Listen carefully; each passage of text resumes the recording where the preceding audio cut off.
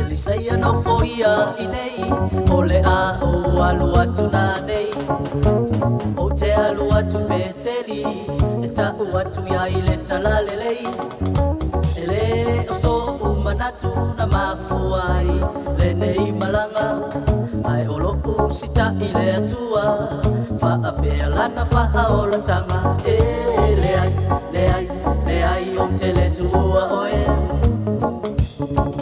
ina ne i o misia le maua o faa moe moe e lia o te le tua oe te alo malanga se ilonga e faa lua mai o loa nganga a fai o le a o walu e feilo ai i lo umatai ia e maai atu i le langi i lo uofu o le apa umai o le atale na Elisaya o lo uanganga ua faa lua mai ia e fai le maluenga a le atu asa o fai e le ai o te le tua oe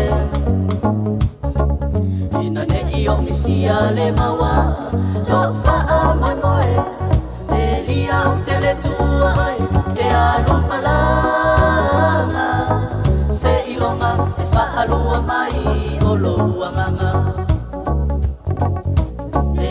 le ai o te le tua oe ina ne i o misia le maua lo faa moe moe e lia o te le tua oe te alo malanga se ilonga e faa lua mai o lo uanganga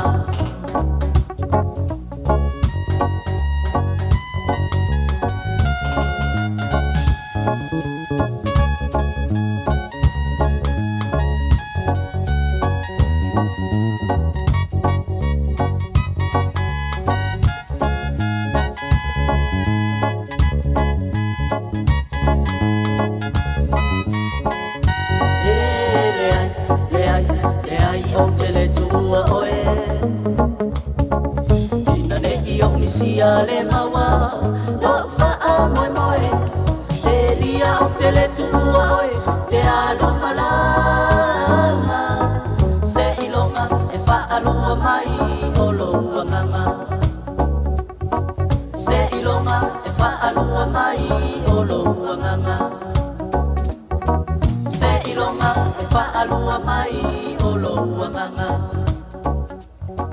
se ilonga e faa lua mai o lo uanganga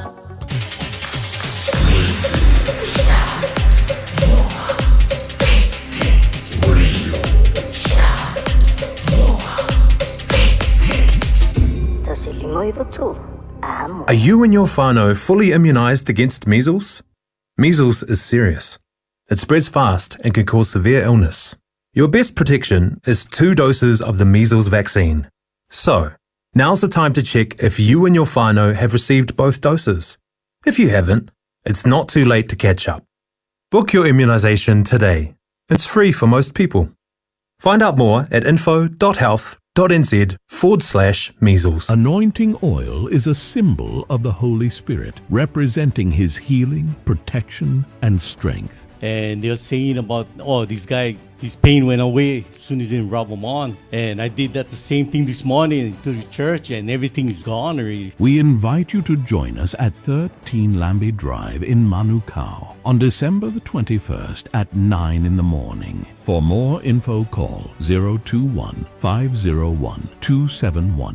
Afei wa umala dei tau sanga i tele i malanga i Samoa. Wa sauni a nei ala diti sal se avanoa i teo no manu malo ai i se pepa malanga matoi fo i mai i Samoa ma le 5 se lau tala Amerika le tupe te ta whao ai. Na ona whao ngā lavo le ClickX e lafo ai lau 5 se lau tala New Zealand po le 5 se lau tala Australia pe silia tu foi i le mai cash o le tu a inga i Samoa. O re mawale o le avanoa i le se i le anso mua te sema ma le se i muli le anso limo Januari. E ma fai foi o le e anga va i le se i pe a lafo se top up tolu tala New Zealand po le tolu se tala Australia pe silia tu foi molo ai ngai Samoa e ia inga o le dei whaabitoa marui e tele aso fia i ai inga umo Samoa. Le Casa Beds and Appliances, o le tali o umanaonga, I o loe whaatotonga ilo mauta, ini taulelei, toi anangata, e mawai moenga nga o si tutono New Zealand, wha apea se tino fōa le potumalo lo, laulau aimano fōa, TV, la au pese, usa aisa, masini tā lava, telefoni fe aveai,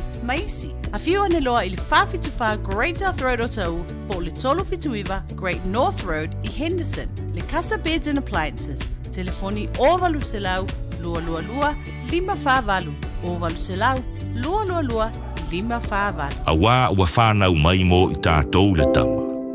Ua whoa ina mai mo I tātou le atali. Eiro na ua le maro. E moa fo I o ia o le sirisiri ese. O le whaipule. O le atua malosi. O le tama o le whaavavau. O le alii o le file mo. Samoa ua lata mai le aso sui fua le mesia ia tātu oli ma fia iai. O le tauvanga al Radio Samoa mo le nei tausanga o le whasoa le nganga modi o Krisimasi. Whasoa mai I au lava o pule a nganga o Krisimasi pe usu sau pese pe whaifo I sau solo pule lava oe. Pue mai sau video malafa mai I le radiosamoa.co.nz/Krisimasi. E ma whaifo I on e vili mai I teimi whātuna ino porkalame te tasi. E maua I loa wanoa e te anga waa ai le sei. Whasoa le nganga modi o Krisimasi ia tātu whātawa ina Krisimasi malona winga moni. O le mea lofa fetu whai, o le nganga moni leo le Krisimasi. Pei o na whinangalo lo whai le tua e fua e mai lona tali e tua tasi mole lalo lange. Ina ia au bai ele whaoratanga mo I tātu uma. Talia lau video mai leasus fulu lima te sema, whangate leasus e fulu malaivo te sema. O le awhatau nuu le se I leasus e fulu malaivo te sema le porkalame o le maa lua le tae ao. Ona nei tauvanga ua langolorina e le o dentures. Telefoni lua fitu lua tolu. Tātou whasoa le nganga moni le Krisimasi. Ia manuia le Krisimasi mai le pūlenga ma la whaingaruenga a le Radio Samoa. Poi loe ma whai ona whaongara o Q7 e whai ma te pause moro whale mōmua. A whai fwoi o Yeso mō kesi e ma whai ona tato soesoeina o nisi a wala I whare tupe sese a tonu I whetau I tūlanga o roolanga timinei. On mata o nanga I Supreme Mortgages, mato tifisoswani e sue se tali mo first home buyers and refinances. Parau mai au Sam I le orua tasi o varutasi toluiva varutasi pe emaili mai I a sam@suprememortgages.co.nz. 24 hours a day, 7 days a week, Radio Samoa streaming live on www.radiosamoa.co.nz. Ta lofa lava, o le siu fofonga le nei o Samoa, le Radio Samoa. Are you and your whānau fully immunised against measles? Measles is serious. It spreads fast and can cause severe illness. Your best protection is 2 doses of the measles vaccine. So, now's the time to check if you and your whānau have received both doses. If you haven't, it's not too late to catch up. Book your immunisation today. It's free for most people. Find out more at info.health.nz/measles. Anointing oil is a symbol of the Holy Spirit, representing His healing, protection, and strength. And they're saying about, this guy, his pain went away as soon as they rub him on. And I did that the same thing this morning to the church and everything is gone already. We invite you to join us at 13 Lambie Drive in Manukau on December the 21st at 9 in the morning. For more info, call 021-501-271. Poi loe ma whai ona whaongara o Q7 e whai ma te pause moro whale mōmua. A whai fwoi o Yeso mō kesi e ma whai ona tato soesoeina o nisi a wala I whare tupe sese a tonu I whetau I tūlanga o roolanga timinei. On mata o nanga I Supreme Mortgages, mato tifisoswani e sue se tali mo first home buyers and refinances. Parau mai au Sam I le orua tasi o varutasi toluiva varutasi pe emaili mai I a sam@suprememortgages.co.nz.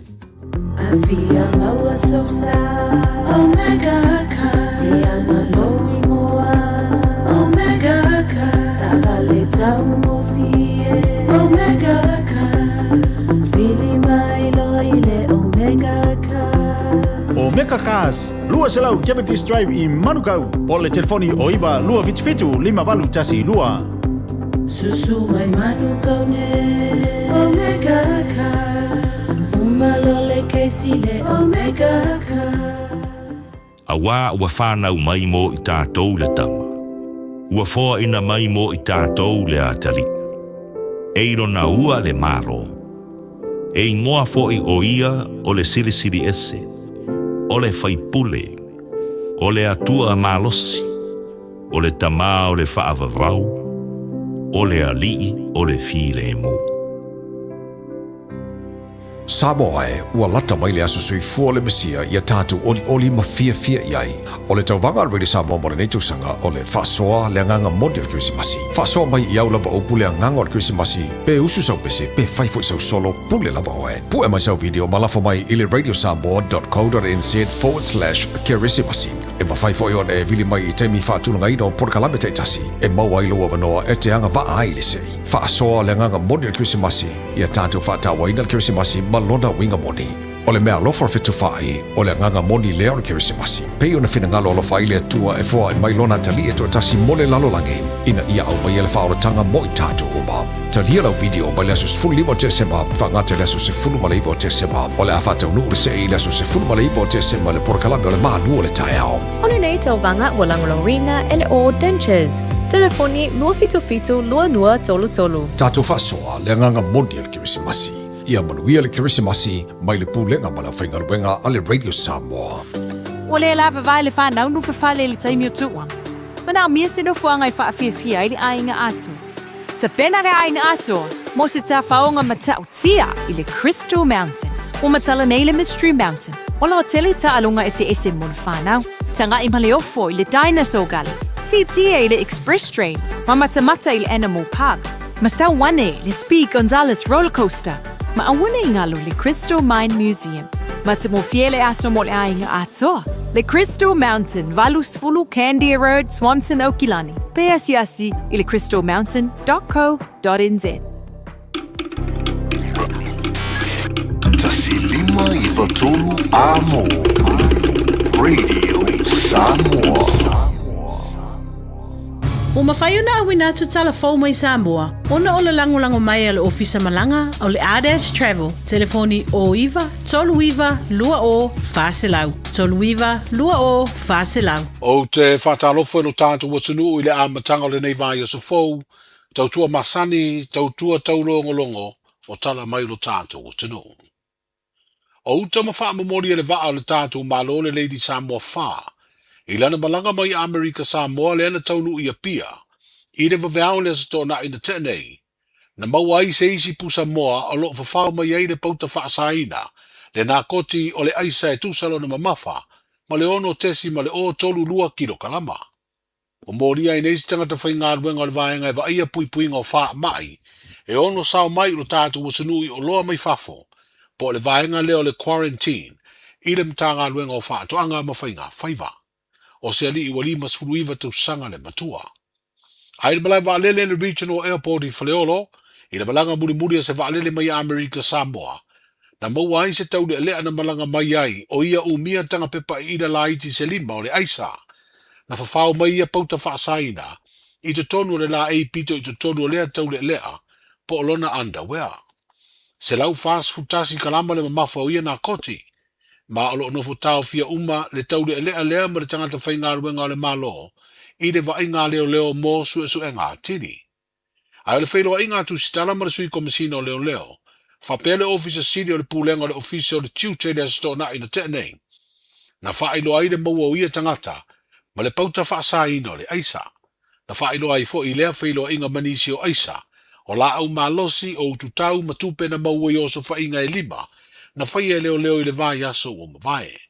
O le tau atoa o aisa na maua le pusamoa, aisa na maua i se tangata malanga, ma aisa na maua i oso whainga leo, e sidia i leono miliona tala.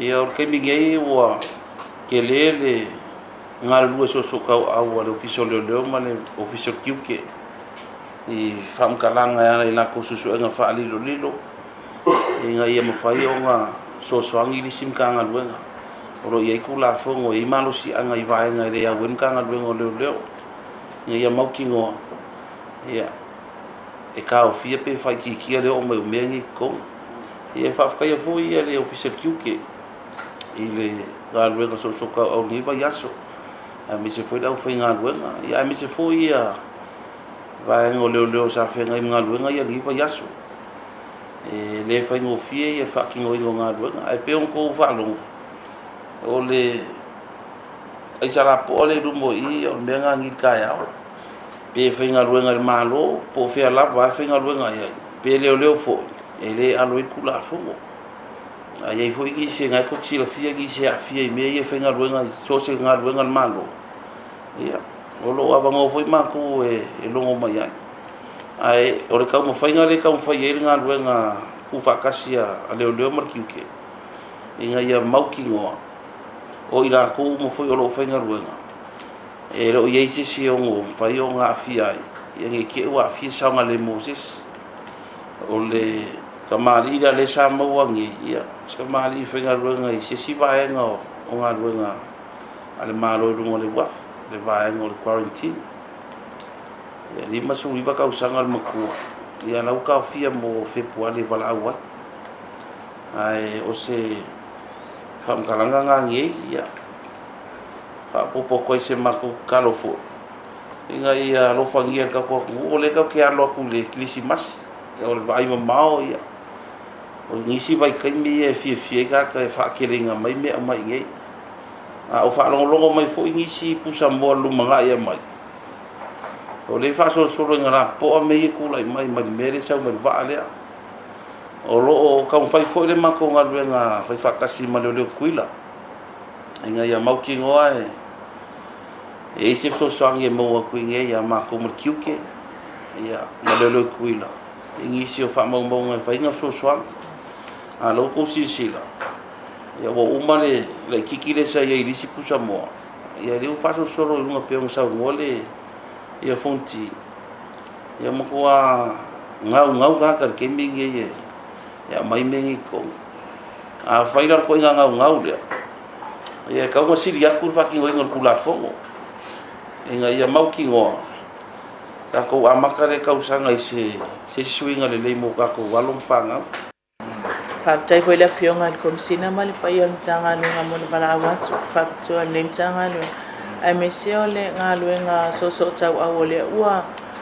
fa awa el taimine e pe on tato tala no ai ya la le ai le ngalo nga fa fa tasi tato port of entry ele nga tol malai ba lele fa le ol ya ole tulang ol malai ba lele fangali me so tato wa fum tau ole mta wana file fia ole fa fainga tale ali ina watu na sau mai me ya ole ala le na tal sanga ina ia ali I officer leo ya ali malo ya ma ole sa mo fa ya no fa tino le search or body search ya e mo wa ya tanto para fa saina ya ole ata leo le ngalwenga so tau au ale ni ane mtanga lwenga ilua ai misioni so tato mtanga lwenga mo officer le malo ya ma tau a fo ina ole tato campaign lo fanga solo terminate ba mo le nga fa tele tato tele fevia ya ole bi nga ia fo ele tua pe ona sauno le fionga komsina ai ole fa tai ele fa ititi mo le fionga komsina man tanga le ngole ya mo tu atu pe on tau au fa fa ngo fie mangalu fa tasi man tanga le ma o se fa nga pa anga e tele tau sanga I luma e fa wa ngoi pe ele nga tai tato campaign lo fanga solo ya fa solo pe ya pe on sauno le fionga komsina ya ole ava no le ne fa mania to en fo nem tanga luenga ile pa io le autostala me se fon tanga lo leo ya me se tato watu no manuele mo se Christmas fia male file mo ya mo pele se sa mo sa ngale mo ya mai fa fita uli pe ona tato tala no ina el ne aso fa tai fo el nem tanga luenga ele tu oila lo nga luenga fita ya la ufa nga luenga ya nem tanga luenga lo nga patia ya ele tau mfainga o puipuinga o tato tua o fa ba malo ni fitangalo fa lia sui komsino mtanga luenga leo fa le puipui ma le toe fuata ina sunga le a tau le sa Samuelu afu masanga fa pele te maita I office sili o le mtanga luenga o tute le fionga fonoti tala I tupu lia taefu e toa sfulu walu tangata ua mori nei leo mai oso fa inga lima le ana mawaina koti o le aisa o la au malosi matupe au fie ma le tangata malanga I se malanga mai Amerika Samoa ma le tangata whainga ruenga le ofisa o le wha asu po le quarantine. O lo tau fia le to sfuru ono o li uma, le o lo au fia I ma le tangata o lo ngā lulue o ni whaia onga. Ai o tama i tai e to lua lo o au fia i fo i le sefuru valu lea. O te tala i tua ia ia inga masani. O le seini le ofisio leo leo mata o fia tu si folau. O le vai so nei e tutula i ei nisi o le to sefuru valu lea le fam sinonga. Ai o isi o le masino o fe puali o le tausanga fou. E vato au o atua i luma o le fam sinonga maua lunga e tali o latu mo nyanga. O le whaonga ina leo leo ma le ofisio le tiutio ta i fau songi. Wha pele sia kino uta ma wha amamoli. I le masini wha ata. Stasi leo fisoa swani o mawhai o na mawaina a koti ua wha uru fale mai. I lo tātou wa tino. O le wha lau i loa ni tanga luenga leo leo le te atu le whaonga ina o pauta. Ma fuala au wha saina. O loo wha ngā solo mo le umi e se fururua masina.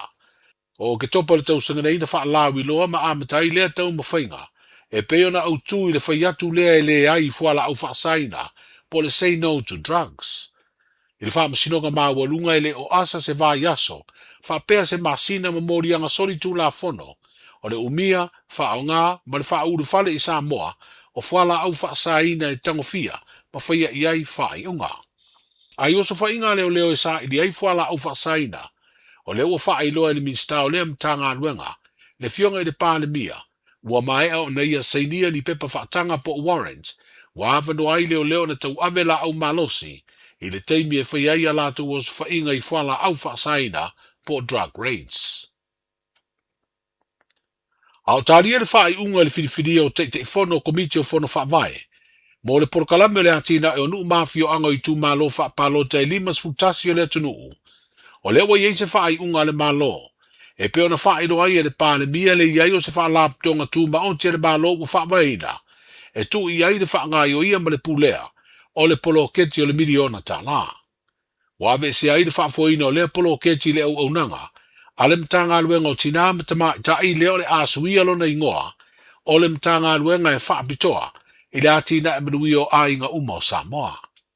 O whaidoa le whai unga le kāpeneta le pānemia, sunga la audi o le mani atoa le ua te apolata e fosi, i le tuana i ai o le whātau sanga ma masina, o whaangai o ia le polo keti miliona, i lalo le pulenga le mtanga luenga o tina matama i tai, a tina e o fio anga maanga fiso tai. O whatali nei le malo Samoa i se wha maninonga mai le malo Australia. I le whaonga ina tonu ala na foa i tupe se lau 5 miliona tala. Mo le a tina e le tālonga le kapi lea e au fia i mayuni le kapia le atunu o tonga ma fiti. O whainoa le te tai o le malo i le pālemia le tūlanga e wha manino ai se li poti na tā uai. Le alu loa le fiso swani. E au noa ma le au fia i o Samoa no ua le seinia i le pālemia. O le tātu malo. Lea fiso swani Australia. No wa mia lele ngatia no wa mia umalava kai te fono ma perestene uni uma msalo uni uma Samoa a tol sfudun matoi no fa lielo ye lo manatule abai oto o leo femel malo Australia e yele a yal malo Samoa fa tonton wel tu pelea moli uni lakpi no tawolo le ye manatule ye tinangalo malo to titia tato le qualify o la larva ingol melna o fa le tonu no li la kapila ni pulenga ai le fenta tu to elo melna o la kapi o le tatu ta longa pele ya tatu ala mele tatu va il temini le anga results le anga le pulenga ta ape solo misa ta malata pi tuli coaches o affording on melna ele o tulanga le pulenga le ye temini nei mai wo umana avela tu alalo prestene umano mai ato mana now involved malo melia ono to role o suito pule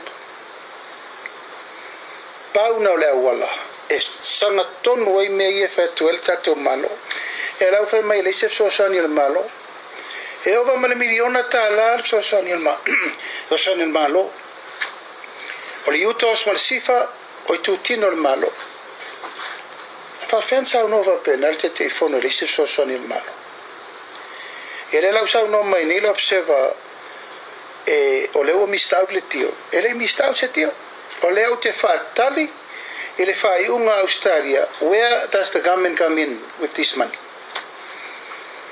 se longa la vai le control a to al malo e fa so le tu pelea mo le uni la kapi ato o mai uni am fa me te ulauli we need help ele o atu fa manuanga ye lungo le yungi ilalo ya ila to uni light ale ta te lo le lava o ye so swani mai fa for the world rugby ye fa so swani umala va isimalo o mai foi fai unga na fai kon sale nei ila to na haele uni la kapi e vai polal mele watu wala ma se company to fi sponsor ta to manzama o mai foi la ia tau fai unga o so ngomana power tat ale suil problem ele to fi sponsors da ele la tu e fa pena ile awole tunu al mele to vai ele o develop mai le si uniform le mona la kapile o sa o fai le si franchise fo ava felta to manzamo ai sea wale la vala por kikire area tato ne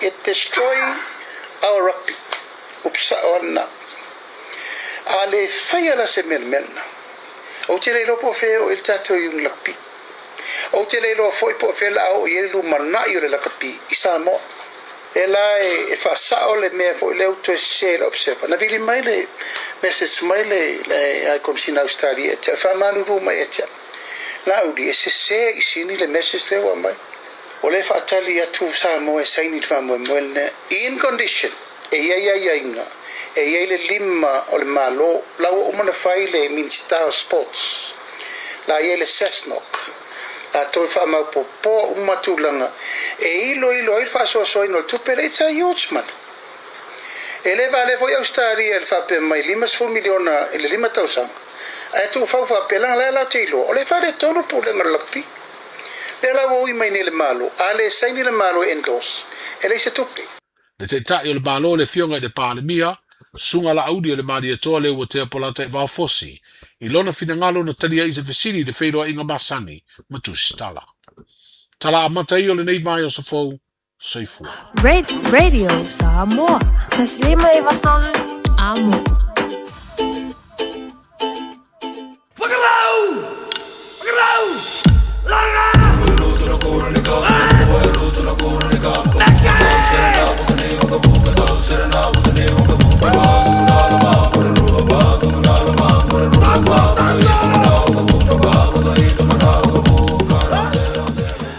O le nau whaina whaafonga le tātua tinu le whapoponga le tue whaasalawino tātua tala mai Samoa saunia mātu whaatasia. E le sui Radio Samoa longa lua mtautua ma le tātua tinu le tau whautanga vaia tipi au tanga vaia sona whapoponga o le nei fwoi vanga o le afiafi ma le amatanga o le neva yaso o tātua au le mai i le lofa maranga le lei o le tātua tapa au sini le langi. Aso sfuru lima te sema lua o lo lima leo a lama lama whaai ule nei te usanga leo o tātua sa vali atu i le aso sfuru lima. Ia o le nei masina ia makako o akua ia makako whapepe ngā akua ia makako whamawai atua ia ile nei fwoi te usanga malo le whamarolosi malo le te watai malo fwoi le finau i whiamunga luenga peo ne iei tātou i le nei fwoi vai aso o tātou talana le na to mua mai i le toe maua i fwoi o nisi aisa i to tonu o se pusa moa ia ai o le mea makau kia eleki o a kele le menge le aisa le tatu watunu. Ele ngata ina lata le territory le sawele aisa. Ai o tangata ngā lulue tu tonu le matanga ruenga. O ila tau tonu aia o lea au maia le aisa i to tonu o Samoa. O wari ia. Lenga mo muaisi e ngā lulue i le ofisiale a tātou le i le mtanga luenga o le tiute. A leo fo koe mau aku maisi e ngā lulue fo i olono winga. E iai fo inisi o i lātou i le official tiute o tutu ila po America Samoa. O loo ngā lulue va lua po latu ngā lulue whaatasi mai kangakangi. Le ma fuai o ngā kele ngā uale aise i to tono le tātou. E lei masangi kako i mengi o aisa. E mo ia maluanga ia on maluanga mai le i lava kiming ka ko fiola me ka fa longo maluanga ia ka ke vai ko ai sikanga ke ai laula au nga o me nga o maluanga marianga e po ai ngo me pa nga le me ngo ka vai ka i mo ka kirkiro ka nga ka o la fu nga lo ka isikanga ia fa i fa ko anga isikanga ka o le ko kongi kano o ko ko maluanga Au le la ka ke fa longo kungi. Au sa le tala le tipi o tanga vaia. Ile aisa le a wala mai to tonu Amerika Samoa a nga I Samoa o I kongwala le sawa ko le isa. Langa o le ye tangata I nga lulue le custom po le official duty. O le tanto tenu o Samoa le ngata I le wafu I matau tu fa pena foi ma le tanto malaiva lele I fefo. Fangali. Ia mereka ko malaiva lele o I fale ono. O tangata lava le ngā lulue ko kongu I. Ke lo e la kala sa ore la fai e iai fo isi o lanto o lo iai ale teimi le nei.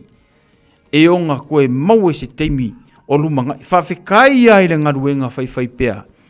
Ale official duty vava alua. Mala matanga ruenga o leo. E matala. Ioi. Ngā vaku isi aisa ngā vaku le ili apasusu. Avaku isi aisa avaku kongor pusamboa. Ia, who knows le lope ke o mawaku ngisi aisa ia le fo nga mawaku le si aisa le si ali nga ku ko kongor underwear. Bangi le fa fonga sa vai. Me wanga nga ku le aisa nga ko kongor underwear bangi fa fonga le ku. Ka ko vai me fai tangata. A o le temilengi so ke fai aku. Kalo sia ia mangeso fa. Kalau sia ia mangeso fa solo aku. Makau kia ai kia tātou. E fai e maua ma ave fa na nai e se le tātou tinu. O kau sanga e ngi. Isa. Per kau sanga ngi le funga mo li e se kaso fai pisingis. Ile avatu le container. E makua I komu I aisa. Nga maka kawhi ai. Kau sanga ki. Ya. O le awala na a o le fo I o te mana tua ina. Le sai a ofisa sili. Masaro ngi ki se sea upo se se o ofisa sili o le matanga luenga. Tutuila. Lena sai mai ai le fa matalanga a lesa a ve mo komsinga le mo mua. Le sunga ia au pa au. Ma le whamatalanga aua pa au. O tutuila, po tātou uso atua o I Amerika Samoa, le awala mai ele aisa. Nganga oma le kalanga aua pa au. Ai sai mai lo markangaka le kukuila, masalos tangata whengaruenga I le malo tutuila. Ia masau ele li poti, masau I marikala. Whamai o kala ngei o kala ele whaavaea mai le aise whaamauninga.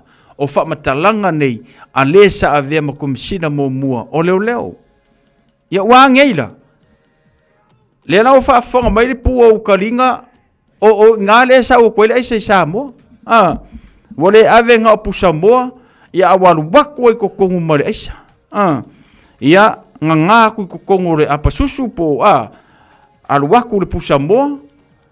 Ia, e le ilanga maua fo I le custom kalua ngei afe masalo le tausanga lenga a moria anga kokongi le kupe le sifai unga le fea le na kokongi le kupe yanga avaku kongu mo meo cereal mea fa pena o le longa se mea nga ku kokongu le ya le wo ai kokongu le o fuaila kiki ale ali o nga ku kokongu le ya mela langa se vai Oia we sa ore kala le fa fi. Oia we lo ka ulu la pa. Ai wila. Tatu tala na mai sa mo fa keleng isi kala mai sa mo la so antai au.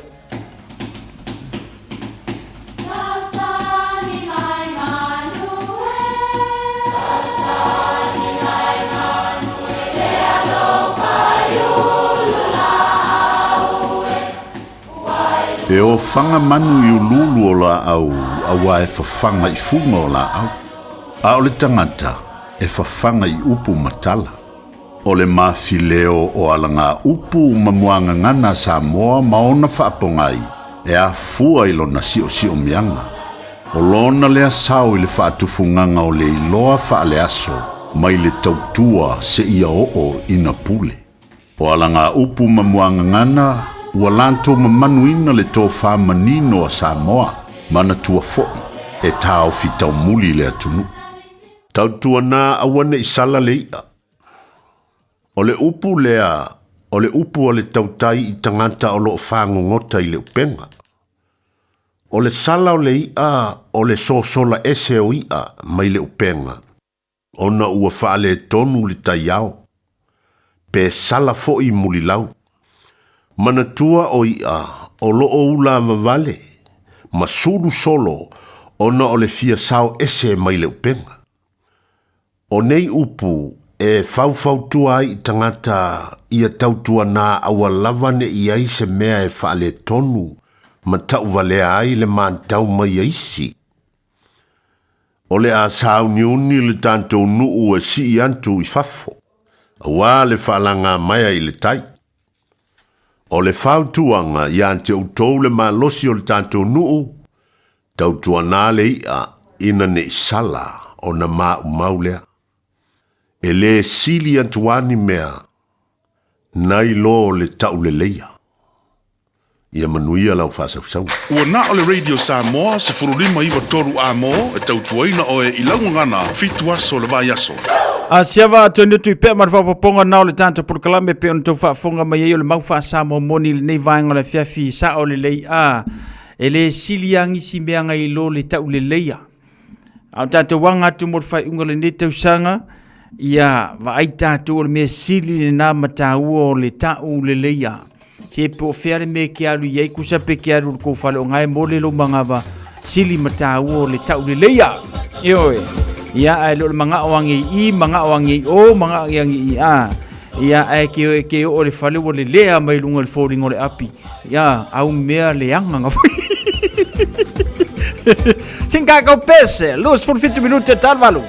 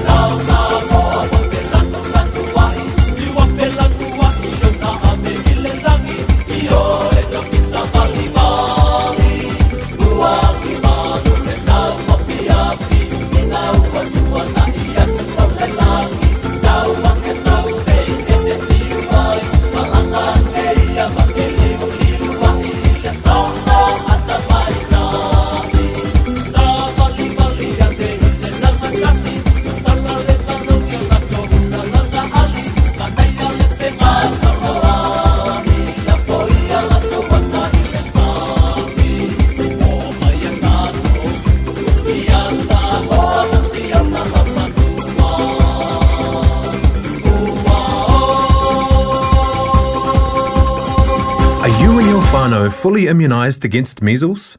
Measles is serious. It spreads fast and can cause severe illness. Your best protection is 2 doses of the measles vaccine. So, now's the time to check if you and your whānau have received both doses. If you haven't, it's not too late to catch up. Book your immunisation today. It's free for most people.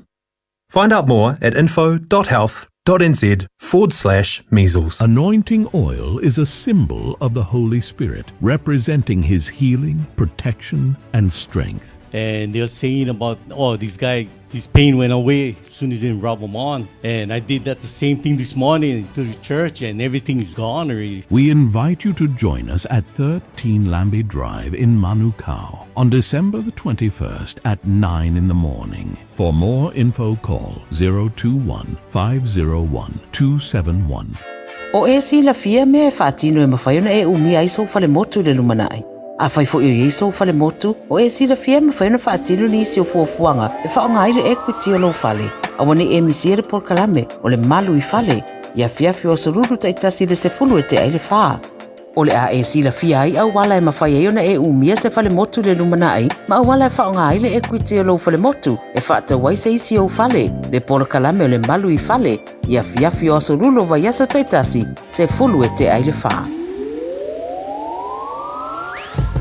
Beta Drive Doctors I le taulanga whaatau I maangele, whaapea manrua, mo le vainga o so ngase pe amana o mia, e whaatino e fo I matuipui o le whanau witi, o tuipui le COVID-19 mo I lātou e sfuluan tausanga malunga atu, whaapea matuipui o le flu, Pala au telefoni, 255-25 mo so wanoa e whaatino ai nei au nanga, o fisa fo mai I maangele I taftafane o le McDonald. Amanrewa e taftafane o le faletusi po le Public Library. Beta Drive Doctors Clinics. Awa ua whanau mai mo I tātou le tama. Ua fōa ina mai mo I tātou le atali. Eiro na ua le maro. E ingoa fōi o ia o le sirisiri ese. O le whaipule. O le atua malosi. O le tama o le whaavavau. O le alii o le file e mo. Samoa ua lata mai le aso sui fua le mesia ia tātou oli ma fia iai. O le tauvanga already Samoa mo le nei tausanga o le whasoa le nganga modi o le Christmasi. Whasoa mai I au lava o pule a nganga o le Christmasi, pe usu sau pese, pe whaifo I sau solo pule lava o e. Pu e mai sau video malafo mai I le radiosamoa.co.nz/Kirisimasi. E ma whaifo I on e vili mai I teimi whātunanga ino porkalame teitasi. E maua I loa wanoa e te anga waa ai le sei. Whasoa le nganga modi o le Christmasi, ia tātou whaatawa ina le Kirisimasi malona winga moni. O le mea lofa fitu whai, o le nganga moni leo le Kirisimasi. Pei ona whina ngalo lo whai le atua e fua I mailona tali e to tasi mole lalo lange. Ina ia au mai ele whaoratanga mo I tātou oma. Talia lau video mai leso se fulu lima te sema, whangate leso se fulu maleivo te sema. O le awhata unu ure se I leso se fulu maleivo te sema le porkalame o le maanu o le taeao. Ona nei tauvanga Walangolorina ele o Dentures. Telefoni 252 tolu. Tātou whasoa le nganga moni le Kirisimasi. Ia manuia le Kirisimasi mai le pūlenga ma la whaingaruenga a le Radio Samoa. Radio Samoa, tasi mai batolu, amo. Radio Samoa, tasi mai batolu, amo. Au tātawanga atu mo le Kirisimasi mai se ia manolonga o le whaiunga ni tausanga mai whea au mga ruenga. Tō tele niso le tātua tenu o le ora sauni e whaimalanga atu I Samoa. Le ngata I Samoa ia whapea fo ina e tau te tāpena ia e tau te whai Kirisimasi ma whai tausanga fo I au se tā lia ma naia. Ia po whea lama se se tunu o le neila rulangi. Wa ia la isa kungu o le ngeila lulangi, a leo lea ufa manatu ia te oi pia whapete malanga I Samoa. O lau saunga le mua me pito isilio na ave I eilo ufa mua. Eoi, le ngata oe o lau to lua o lau whanau, ave lau ufa mua I le saunga le mu. O lo iele tui o le misela, o lo ufa ngā solo I le teimi le nei. Ie kau le whamakala ngā me o le misela ngaua kasi le whea umale tātou o tinu. A ngā I Samoa e te tau o na whai o le tui o le misela lau whanau I ama oe foi. E manaia le fia foi mai o le fia. Ai le anga le fia tau nua tu Samoa tu tupu mani pe fea I tātou whanau. Onga o le misela. Ia ona whale tonu lo leo le tā whaunga maise fufuanga pe ono toa ngai e tue Samoa. Lua! O lunga le awala I Samoa e moto wei uma. Io e moto wei whasolo a koa. O Samoa foi. Io la foi whaka ngai lau whiwa I lengi lei senge pe ia o kako. Ia a lakula maloua ta mai tele ma le leo lau ave I nei. Ia e kasi ale aso e ke kami le ka avale I Samoa ma kua I valea whasolo a tualo ma fau. Tulanga le na, langa wo ese aso I esa tatu I Samoa. Ese teimi le ni langa o mai keminka ko mai ngengi usile mo ya la kere ka vale ale kele ai ina ua fatanga ina ta vale vatu ni usila ma use talia ya ka ilo yepe se ai ngai lo u se ka vale ni la wa kilo le kemiri nge wo kofu a inga mo maka vale si ai ngo ka iluar ka koru ka vale a olonga lavela lea lo ke kilo ko kiki ya va yaso atoa o lave vea ta vale le tanto watunu ia o le fautuanga le nama fa manatu namo o e pe fa peteanga I Samoa mo ta faunga mai vai vanga ia wa sau fo iluma mo le kau fa vale na ye le tanto tinu o Samoa le ngata le tau fa vale kama fo ye ke so mai fa fo mare bank por fa lo ale vale masau o kalango pe ia I lo oi ai le lo o kasi le ungo tala no o se kupe ia a mese o au lava mea to tino ia puipuia ma ia sefe ia awangi ia se keimi ke whangongoa ai o ngā ua se ia se si sau ako ia pe ngā o ia se si sau mea tō tino a mese lava mea kau se lengi o ngō whai malanga umai Samoa o le au ngā leo le whai ngā malanga o lo walu ma sau se lengi whaapea le mawhiawhia le fusi kupe le la ermo ka malalenga ma ai wha o fo ke fia whaari alia I Samoa o foi que fia kama maua malu walu fani ari fuau kupe Samoa e pa ia ko Samoa ku ia la azuru le awala fa ia fe au pe keru kaulanga ia ai mana tua lo saunga le mu o kambanga anga o ia lau akopo sau seling e uma a koro fie lau ta faunga le saune te mo Samoa ona vanga le na ya mo le fa manatu mo oi ile nei foi vanga le fiafi o e tapena mo sau fainga malanga mo Samoa e va ai le tui puipuia ta o le tui puipuia mo le fanau se furu fa minute tali tula e valu here we come Santa Claus e by DNA Christmas cover skako we va ko o kako fa saunia tu mo le Christmas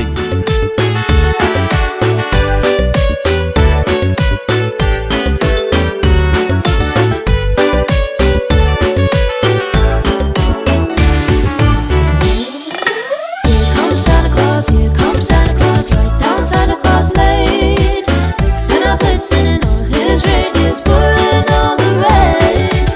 As I ring it, children singing all is merry and bright. So hang your stockings, say your prayers.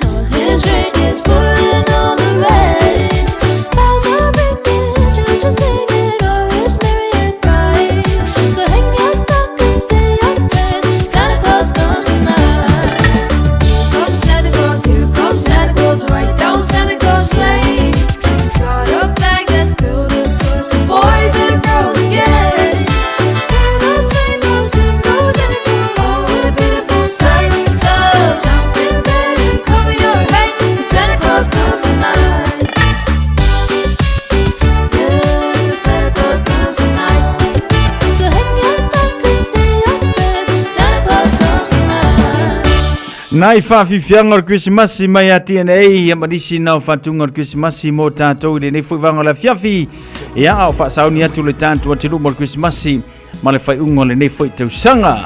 Whantala whatu ia sina leo mai lunga le tātou YouTube channel le ngata whoi lea Selina si osi malo le soifua manuia le mau ma le tātou porkalame le nei a fiafi lunga le tātou YouTube channel. Sia uso ia lave na nai malo soifua manuia le mau polo yo elu unga po tano fauso whaapatele whaatasi mai le nei whoi a fiafi. Si mai tai mai malo soifua manuia whaatala whatu whaapatele whaatasi mai. Ia ma le tātou porkalame 10 minute tale valo. Ole awani ile matamu Wale aise zoela natila Lelu pese iefa amanusila Hirisi masile uamata ina Wale ese osebenila Hirisi ano umayafa amani Ole uam fio ma Yesu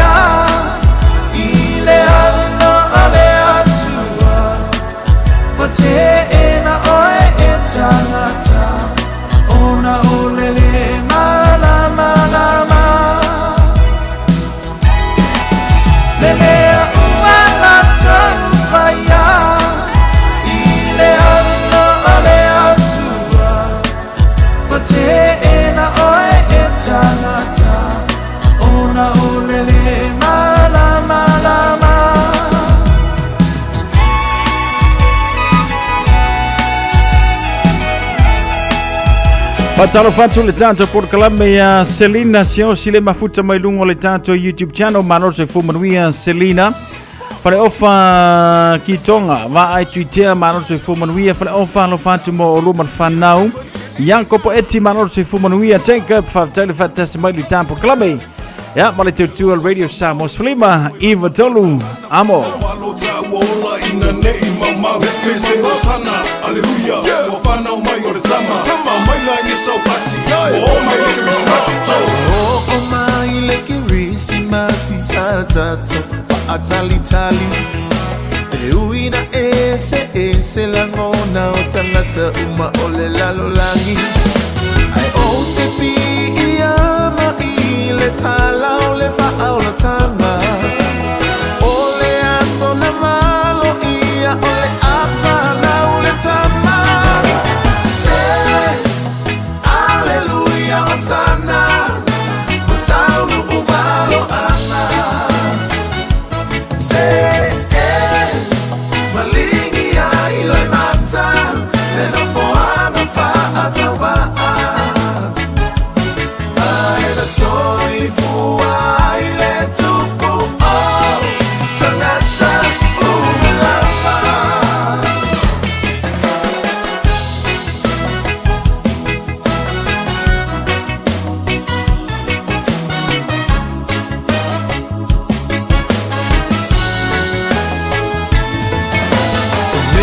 ila fela nuai wa o mai le kirisimasi ke fiu e aka ke fiu e siva ke pumai maleko ya ina a ole au kerisiano fa ama maluta pua ina mafutanga ua mafana fana ua te oto ya iseita say hallelujah osana ubalo ama say malingi ya iloi mata neno fuana fa atawa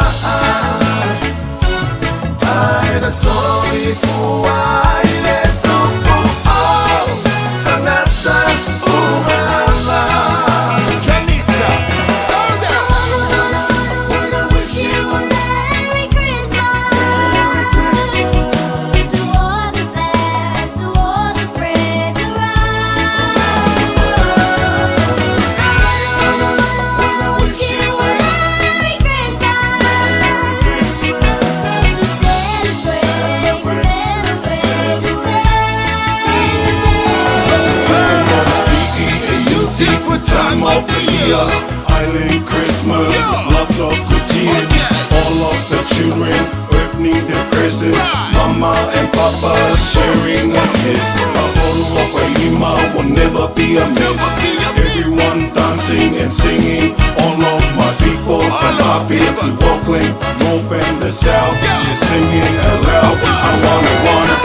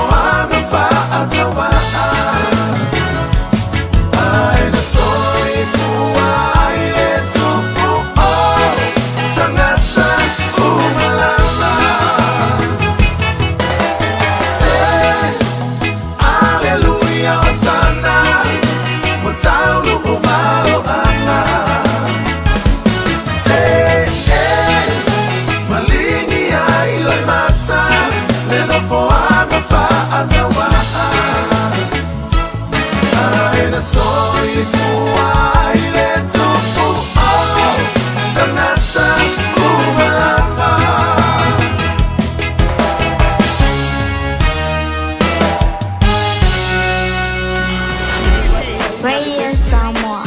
Taslima Ivatolu Are you and your whānau fully immunised against measles? Measles is serious. It spreads fast and can cause severe illness. Your best protection is 2 doses of the measles vaccine. So, now's the time to check if you and your whānau have received both doses. If you haven't, it's not too late to catch up. Book your immunisation today. It's free for most people. Find out more at info.health.nz/measles. Anointing oil is a symbol of the Holy Spirit, representing His healing, protection, and strength. And they're saying about, this guy, his pain went away as soon as they rub him on. And I did that the same thing this morning to the church, and everything is gone already. We invite you to join us at 13 Lambie Drive in Manukau on December the 21st at 9 in the morning. For more info, call 021 501 271. O e sila fia mea e whaatino e mawhaiona e umi aiso fale motu le lumanai. A whai fo i eiso fale motu, o e sila fia mawhaiona whaatino ni isi o fuafuanga e whaonga aire equity o lo fale. A wane e misiere por kalame o le malu I fale. Ia fiafi o sururu taitasi le se fulu e te aile whaa. O le a e sila fia ai au wala e mawhaiona e umia se fale motu le lumanai, ma au wala e whaonga aile equity o lo fale motu e whaata waise isi o fale. Le por kalame o le malu I fale. Ia fiafi o sururu wa yaso taitasi se fulu e te aile whaa. O mana o mie o e pose isi o lo a inga se fisoso ani tau whi malanga inga mo New Zealand. Ima ta au pue peo le vaita mai no whanau po ngal wema. A whai lau tali o le ioi, wala au loa Ken Fernieho o le Fern Immigration Services e iaila na laisene, ma o silia ma le se funu lima tau sanga hola na tau tua. E toa tele tangata o fisoso ani iai Ken, ima ta au pu tau whi malanga inga, e awhia ima ta upu na o atu le tribunal, ma apili le minister. Tanga iana e le Facebook, ma le upenga te whailangi I moli mau. Mo nisi whamtalanga, wala au mai le Fern Immigration Services. O luatasi, tasi lima tasi, o lima. 24 hours a day, 7 days a week, Radio Samoa streaming live on www.radiosamoa.co.nz. Lewa tātou le tu le valu ia ma le whapoponga le tātou por kalame pe o na masani ai. Ia, a fiafio songa fua le fo fantasi mai le sunga I whawhingainga pasta poni fonti. Whapoponga le tātou por kalame o le nei fo ia fiafio le tutu. Le upenga I le loloto si mai al whafonga.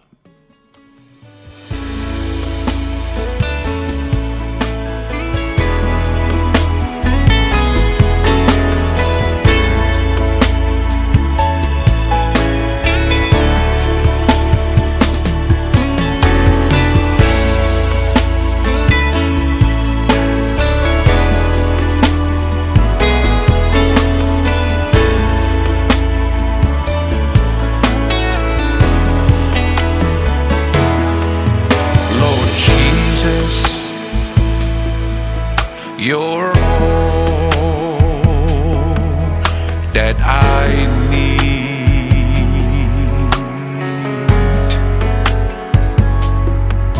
Lord Jesus, you're all that I need.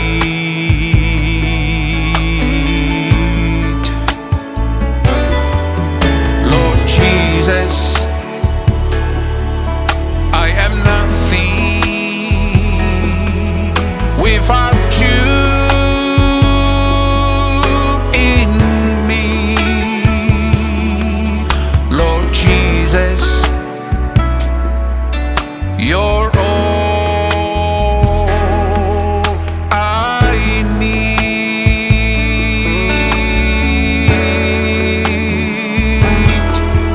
Lord Jesus,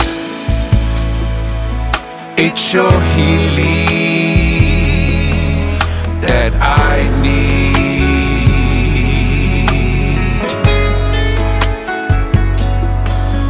Lord Jesus, it's your healing that I need.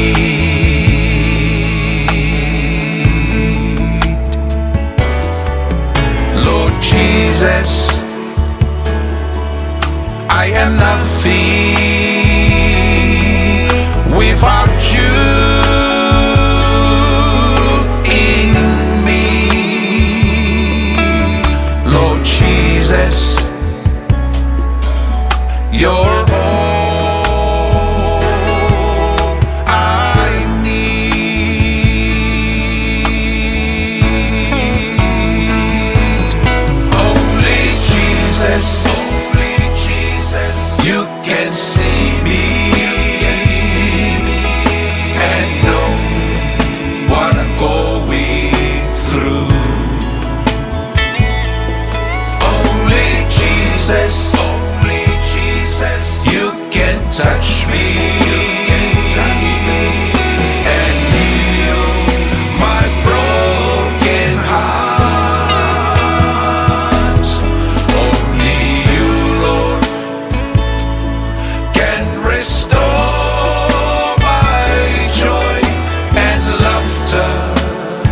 back into my life. Only Jesus can satisfy my soul. Mātou te whafteia oelo mātou tua. Mātou te whiwhia fo le ni fiafi a wau mwhena mātou mai, mātou te whalongolongo i atu oe le nei pō.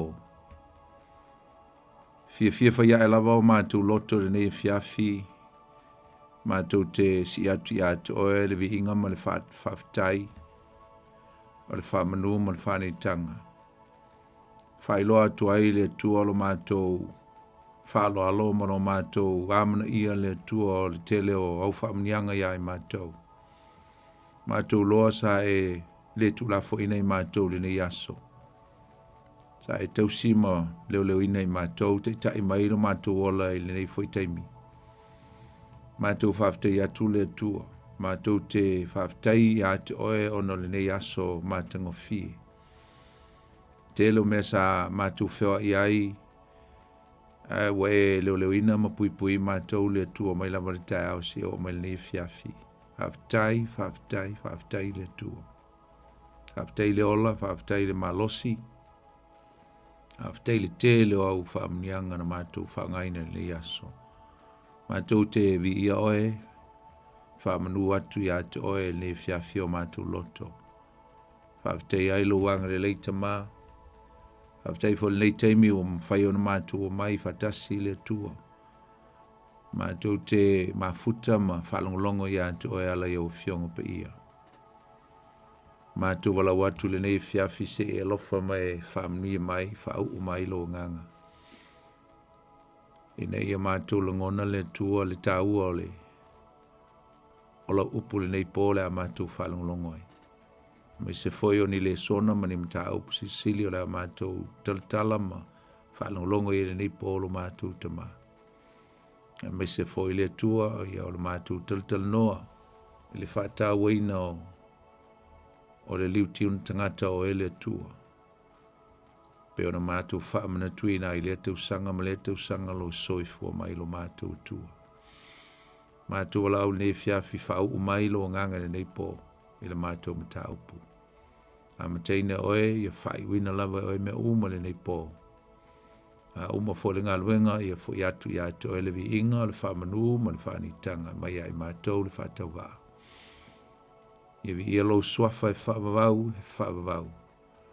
Ano i Jesu le mātou li, o mātou te tālo o toi le nei fiafi. Amen. Ia e whatalo whatfo le nei fiafi lau whaasau saunga Samoa, malo lava le soifua maua malelangi mama. A talo whaatu le pa ia le silasi o si o tātou tunu. Tātou maua fo le fiafi mātango fia o tātou, o mai tātou te mafuta. Ia e le whaiunga fo le tau sanga mea maona ngā luenga. Mese fo e o le tātou Paul Klame e pea na masani ai. Ne fua mai tātou e le tua le fiafi lona file mu malona anga le lei, te tai mailo o tō soifua ia ma so mātou ola. Whai e ion tātou to e whailoa e ne fiafi i le manuia o le tua. Vi ia le tua whatalo whatua i le paia ma le malu si o tātou tunu. E au auna paia le tua le ngata foi leo o tō msiofo i so stovini. Talo foi le paia le silasi o si o tātou tunu, tupu mai e. Ia o tamamatina mātutua. O si o tātou tunu, mwhai on tātou mafuta le nei pō le tātou Paul Klame. Patalo whātu i nisi o lo mwhai ona mafuta mai tono mauta ngase. Me se foi a tonu o whalipuipui, mo lo mafuta mai e le tātou Paul Klame. Patalo foi lau whainga luenga le fiafi nisi o ngā lulue, ia malo le whai alwhaiwa malo le ngā lulue. Ia patalo whapito foi nisi o lo mafuta mai i nisi o atunu. O lo mafuta mai mo tātou whai Paul Klame whatasi le fiafi. Atalo whātu i atu. Oi, profesi atunu o lo e mafuta mai ai. E le tātou mafutanga le nei po whatalo whātu malenganga. Fifia malenganga whaloalo. Ia e whatalo whafoi i Mamalu le tunu o lo fai malanga mai fo I masiasi mai tonu le ai telo kilani e maftanga ainga I ngata fo lea I o ase singa I whanau matua e me se fo I o whalawelawe o le nei soi fuanga ma fuai ona malanga mai ia whatalo fai a tu tau manu ia fuanga mai se o le toi tali watu ia e whatalo what fo I se tasi ma futa mai fo le nei post e mi mua o lau whafonga mai le tātou mta upu po le tātou po le klame e whatalo whatu ia tu e le nei po le swafo I su le tātou li mo le tātou whaola talo fo le sunga ia sau li fiafi ma ngā lue atu ia vi ia le li ia o le nei fiafi Samoa ia o le tātou po le klame masani lava le nei po le klame munmuri le nei o le nei fo I tausanga o le tutu lau penga le loto e pēr masani ai tautua tu e foi mau au na tu la auto au na le poni fonti ia se ia pa ia foi le afliva le fiafi ia tatu tau ma vai foi le ile anga le le tua ma lo le folau ma lo le nga lului ma lo I tutum favor fenga I le yaso le ngata foi le ia o lau folau nga fal tu sanga le tatu tau nu mai foi le nai teimi mulmuli po nai vai yaso mulmuli fo nei tu sanga na masina mulmuli ma sino te sema ia ma lo lava le on site ma lo le ngā lulue ma lo le tautua e karesia o ngā ruenga o tono ainga ia ia le tua le nei fiafi te tae mai le tātou whinga mlanga le teimi ia le foi la tātou whafsanga I le fiafi le tātou mta upo masani ia le tātou porklame ia o le tutu le upenga I le loto ia o le nei la fiafi le Samoa ia o le a tātou tel noa I le Christmas.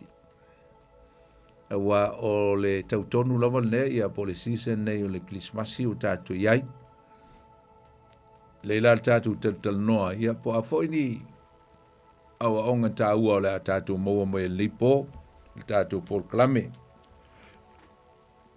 A foi ni me tāua o le amwhaion tātou faalia le nei fiafia e sosoni fo il tato silfia me se fata wina o le vai te mitonu nei tato te ia le famana tuina o le soifua mai o le tato li o Yesu Kiriso ia le lava sisi le se aso soifua to stangata lava I eilo na aso whanau ia ono Yesu na veo ia mtangata o ia o le tangata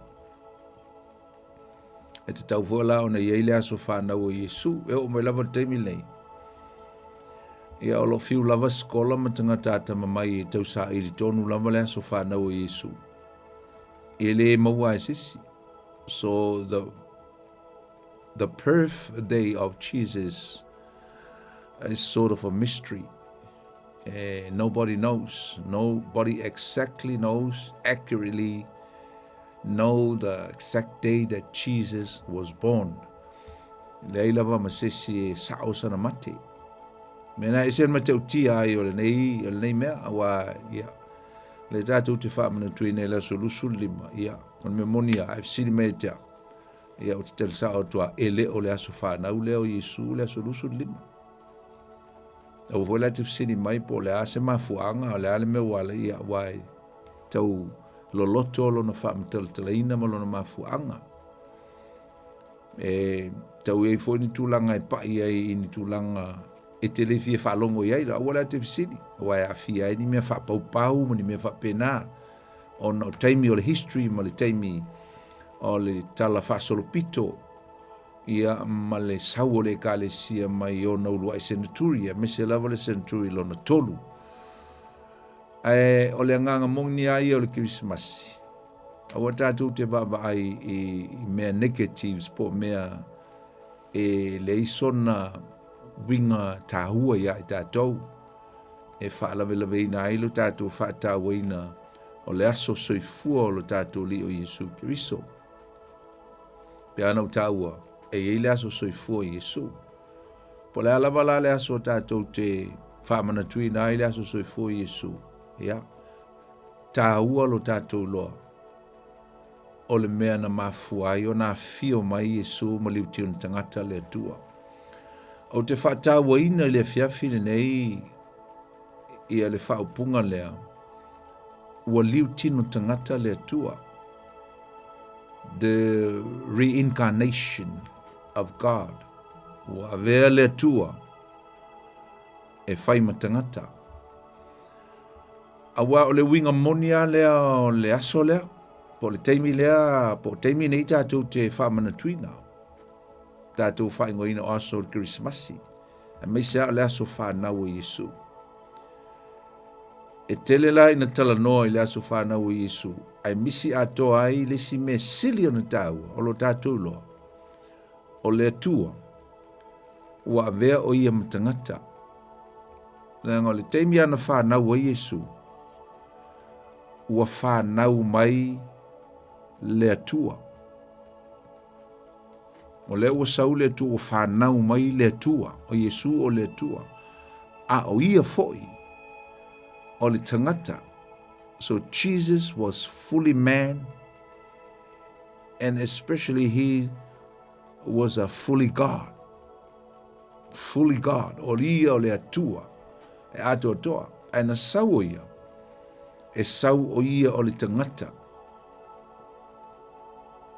Ala tātou wa vaila ia i le tāua tele o le vaenga leo te tala noa atua. Wa Christmasia.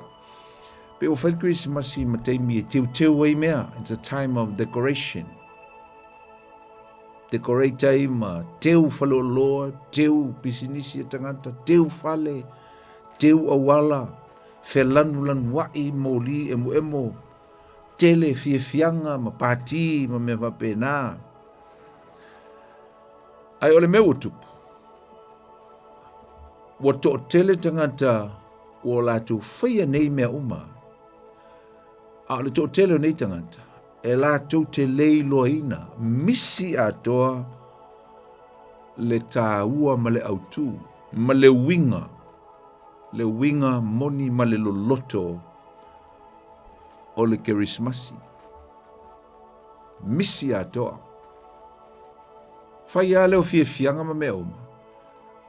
I will miss out they miss out the essence of Christmas. Misi le autu ma le tāua o le mea a leo na tātou whātāua ina ma whamanatu.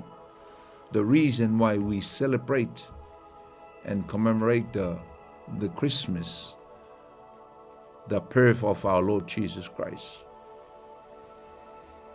Teimi for Christmasi o teimi o whātasinga.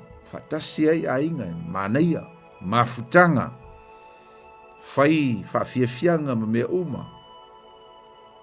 Nisi foi ua whaalia ai le loto alofa. Whai mea alofa, maanga le lei, fuai. Fuai atu mea alofa, ilesi, fuai mai, fuai atu, fuai mai. Ai ua to tele tangata e whaia nei mea uma. A o lo misi lava, pe o lo whaia male au noa o le iloa o le loto, o le winga o le Kerismasi. So tāra sia o e whaafonga ma le fiafi. A o te leo iai tu tonu o le vaenga le leo te whaia tuai. E a whai fo o lo e iai, tā ua le fiafi nei o le ae whalongo ai. Maua i se meaonga. E te whaia i mea uma lava, e te tauana e whaia e pe ona masani ai, tū maanga ma le culture tātou, tū langa o whawhiawhianga, ma te unga, me uma sese, ai ia whaasili ona whaataua ina le o ngā tutonu o lo whirangalo le tāua o le moni ma le tāua moni, o le Kerismasi. Amen. O le ala le winga lo loto, le visiri lea. La le winga lo loto ia e mese foi. O le mafuanga. What is the significance and the purpose of Christmas? Ele whainga tali a wala e mawala wai tono le tuspaia. O le Christmasi, it's a celebration. O le wha manatuina, ai tonu lani vaenga o te vaivaina i le fiafil nei. O le memo mua. O le atonu ale mena tupu. O le mena tupu. ua whanau mai Iesu Kiriso. O le au tūtonu lea. Ua whanau mai Iesu Kiriso o ia lea o le Mesia o le lalolangi. So, o le mea mua e se le tāua. Ma mantua ma le mea tāua mua lea. Pa ma le visiri, o le ale mea ne tupu. Ua whanau mai Iesu Kiriso. O le mea na lua. A o le ale winga o le mea ne tupu. O le winga o le mea o tupu. O le atua lava ia. Ua liu tino tangata. Po ua avea o ia matangata. God became man. The reincarnation of God, because God became man. Ua avea le atua matangata. Ua liu tino tangata le atua. E se se whapunga o le atua. A ua sau, he came in the form of a man. Sau le atua o ia o le tangata a toa. Pela na utaua. O Yesua ia o le atua. A o le ua sau o ia o le tangata a toa. E mau whaatasi matangata i le lolangi. Ma le melo na tolu la ese le tāua. Ese fo le tāua le melo na tolu. Whapere visiri. O le hala mafuanga o le mele. What is the purpose of the reincarnation of God? Ai sa le mea ua liu tino tangata i le tua. Ia afisiri foi vape. Ai sa le mea ufana o Yesu. What was the purpose of Jesus came to this world? O le tali lai whapea. O le lavea ina o le tangata mai le angsala. Mai le whaasalanga o le oti. O le mea tonua lea na leiona liu tino tangata le atua. God was willing to become a man so that he can revive or save humanity. Pisiara le lolangi ma faia ele mea te ua ele fale mangia mea uma o le lotu fai mea uma o mai fai fianga fai pati ngai mea uma. Ai misi a toa i le tangata o lo fai nei mea uma. Ngalo ia te o le atua le ua malia le fina ngalo le atua. O le asau o ia e fai matangata ai matauria la o le tangata. O siri fia lea le atua o le tangata uang sala ai sawa le atua. E ala ia Yesu o liu tin tangata sawa mau fatasi matangata ang sala. Ai ai lala mafuanga lea na uta ua atua. Na mafuo na liu tino tangata le atua. E ala ia Yesu. Ina ia se ila veai ma faola fasao. Pole ala vale upu tutua e na. But it's all about salvation. The saving or the reviving of a man. Faola le tangata. Faola isa. Leanga ua whano le tangata o no leang sala. A man was ready, was bound for hell, ready for damnation. Sa uni le tangata e alu e oti e totongi ai lanang sala. Ai sau Yesu ina ia faola le tangata maile fafanonga e favau. Ai sa ono leang sala. O le Christmasi la, yeah, yes, o le wha manatuina lea. O le wha nau mai o Yesu. Beautiful. Obviously, it's all about celebration of the coming, the birth of our Lord Jesus Christ. Tasi le whaautu e whaasino mai ei nei mea ua. Le mea mua le na uwhea tuai o le a whanau mai Yesu. O le autu lava lau Christmas o Yesu. O le autu o le Christmas o le tangata e toa tasi o Yesu. O Yesu o le alo o le atua. Whaasino iei le Christmas. E le o se isi lava mea. Le ai masesi mea. Nothing else. Wa na o Yesu e o ngā tutonu iai le Christmas. Whalongo le luka o e lua lono whai upe fitu. Whamai ua whanau e ia lana tama unu matua. Maria lea. Wa ia aui ia te ia le ie. Ma whaata oto ia te ia i le fale povi. Awala tau te le ofi i le fale e tali ai malo. Lea. It's about Jesus. It's not about us. Not about our church. Not about any kings in the world or any leader or any government. It's all about Jesus. O whanau mai lau Yesu som tu whawhine. E leo se mea e peo na masani e lelo langi le tele o teimi whana nau mai ei pepe. Ai o le whanau o Yesu o se mea mantau tia. Mea mantau tia i le tala vaa solo pito o lelo langi. Eisa. Eisa mea le mantau tia. Ona o lona tina o Maria, whaalongo. Ona o lona tinga because of his mother.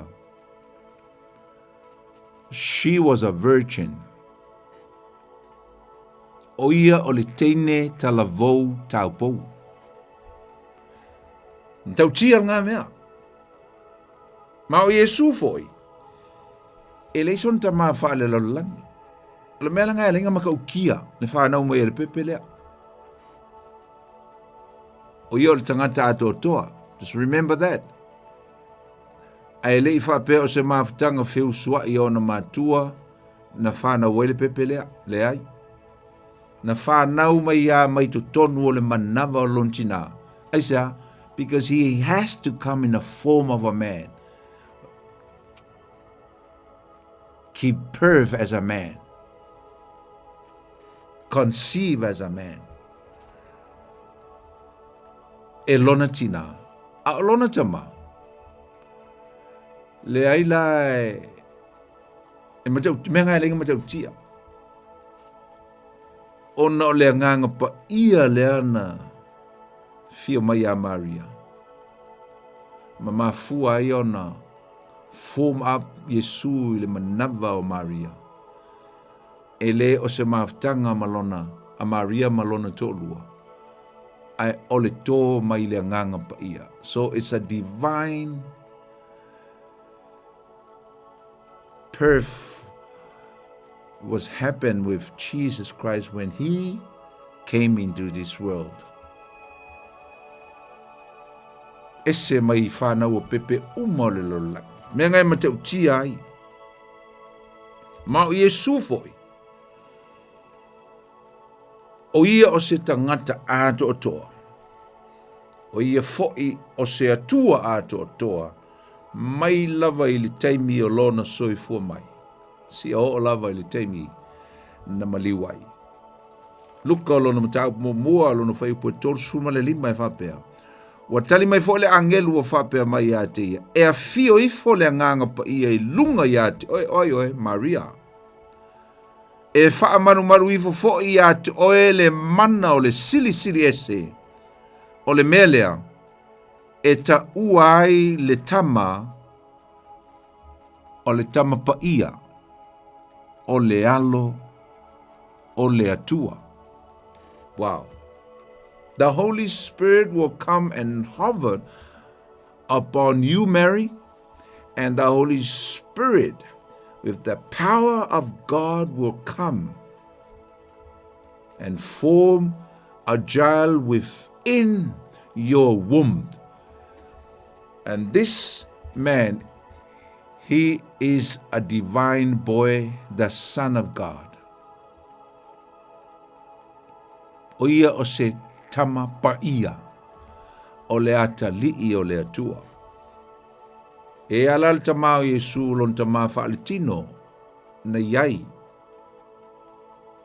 Ai le o se ata li'i moni o Iosefa pe a mamafofau iai le tino. O le ata li'i o le atua a o Iosefa o le tamao Yesu. Na whapenao na tausia mai Yesu e tusa ma le whenangalo pa ia o le atua. O le ala me tāua i le mea. O le Christmas, e le o se mea e whaatatau i se whanau mai a se tangata rapai, po se whaia o ngā matautia, po se tai longa i le lolangi nei. O le Christmas, e whaamanatu ai o le atua lava. So we have to commemorate and celebrate God himself. Why? Because he became a man, reincarnate, and come in a form of a man to this world so that he will save a man from his damnation. Sau le atua, e whaamanatu e tātou le atua lava. Ai se awa liu tino tangata le atua, ma sau le laulangi, e pei lava o se isi tangata, ina ia lave ai le tangata. O le vesiri le whiawhine, ai se ana liu tino tangata ai le atua. Why did God reincarnate? Mana tua le lei, e le liu tino tangata le tua ina ia na ona asiasi mai ai i le lolangi e tau whaailoa mai ai o ia o le atua. Pēna ona fio mai e su e tau whaailoa mai ai o ia o le atua ma tau tia. Na ia whaia le fōwhanga. Ne ai, ele o se mea whapena. Ele i sau e tau whaailoa mai. God did not just come to reveal himself to the world that he's a mighty God, the creator. Ele tau sau le tu e whailo mai, na te mawhaia mea uma. Ele mawhai ona avea o ia matangata, toi avea fo i mātua i le taimi lava e tasi ele ai.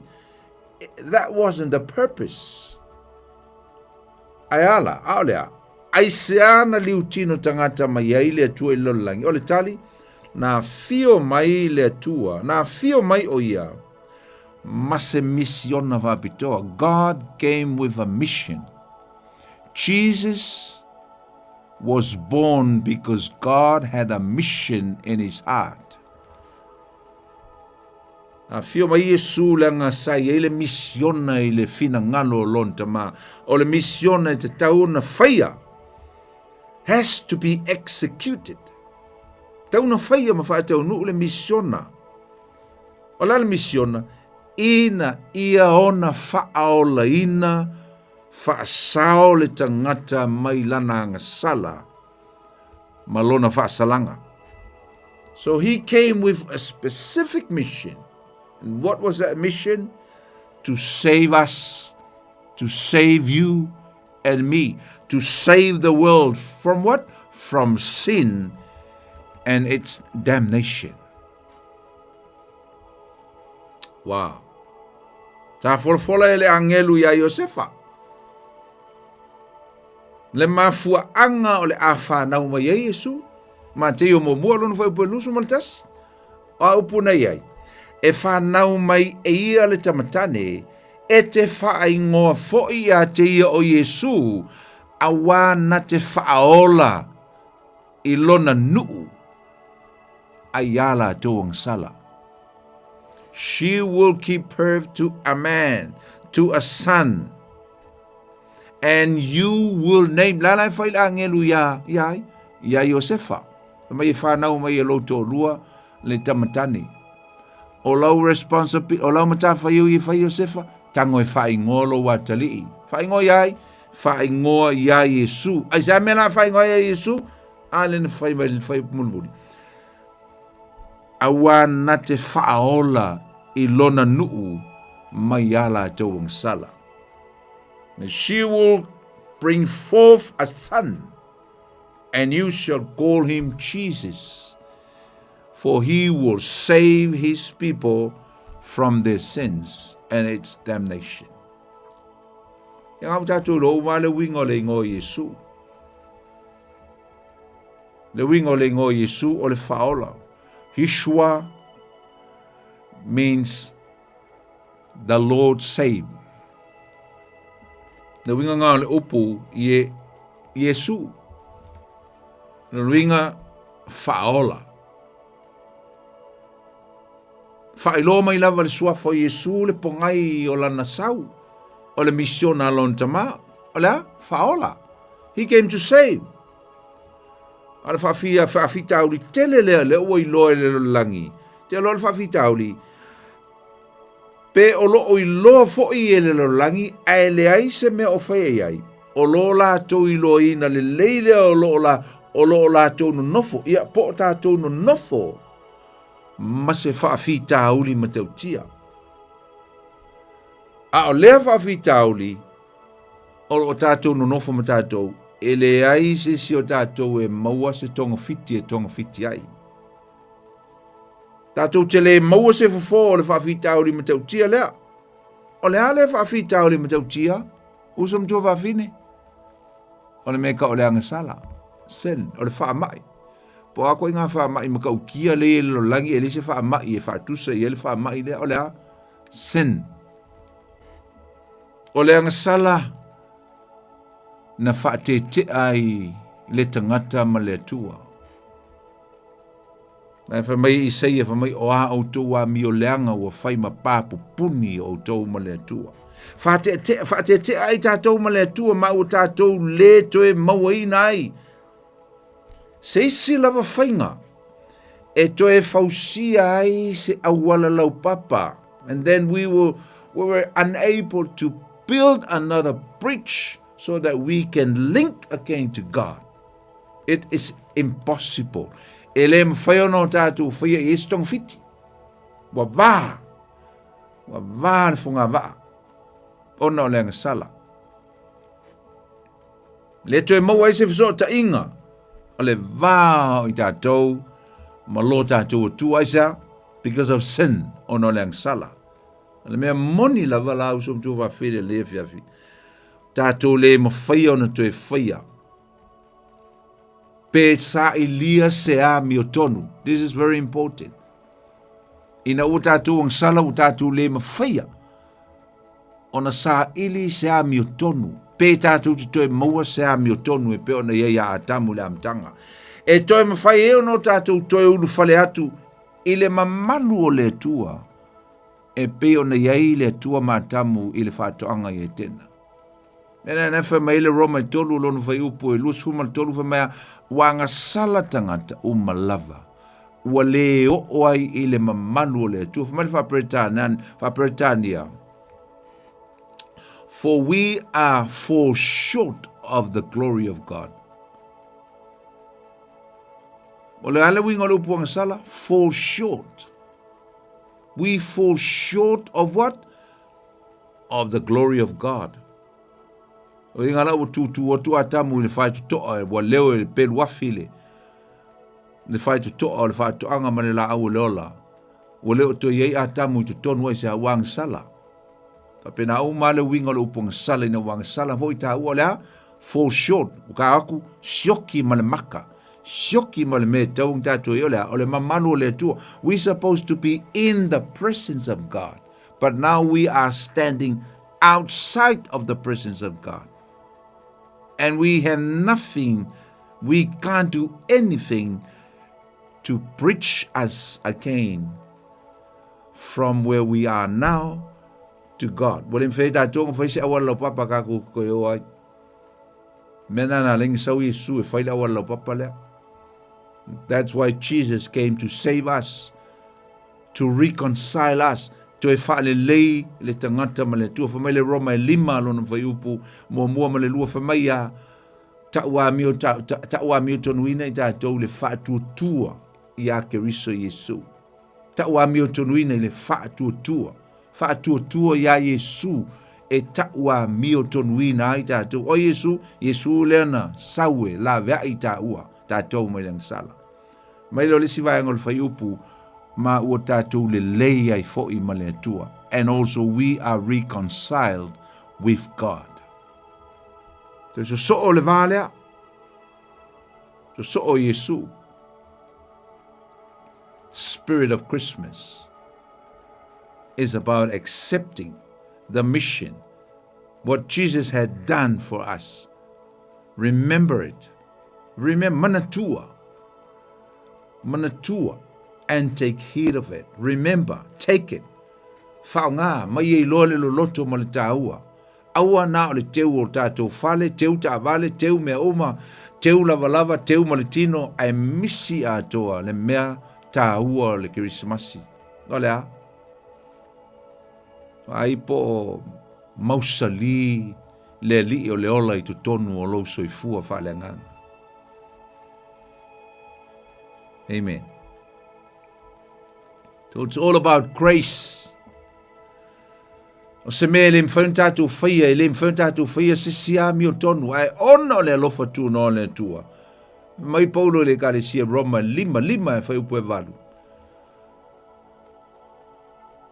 Alofa mai lava le tua ia te oe mau ia I tātou, a tātou whaia pēle ang sala.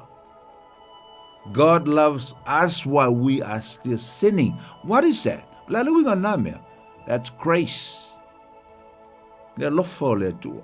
Tingang kako leanga, tingang tatu a mio valea, tingang kako palapala, tingang tatu elelea. Ana saua le tua e ala ya Yesu no whana o mai le pepelea. Saua le tua ala tatu aleanga sala, le lalolangi. Aisa, le lofa le tua ili tangata ina ia lavea, ina mailo na whaafanonga e whaavavau. Mela le na tupu usom tu wafi na whaia le tua. Ua whaia le tua le mea ele mwhaia le tangata. God did what we were unable to do. Wale mwhaia tātou se tonga fitia. Nothing. No remedy that we can be able to do. Le aise mea mwhaia tātou. Kong whiki elang sala mar whaamai leanga lea. Na o le tua. So ua whaia le tua le mea ele mwhaia le tangata. O lea. A wina mailo na tali pele to tasi.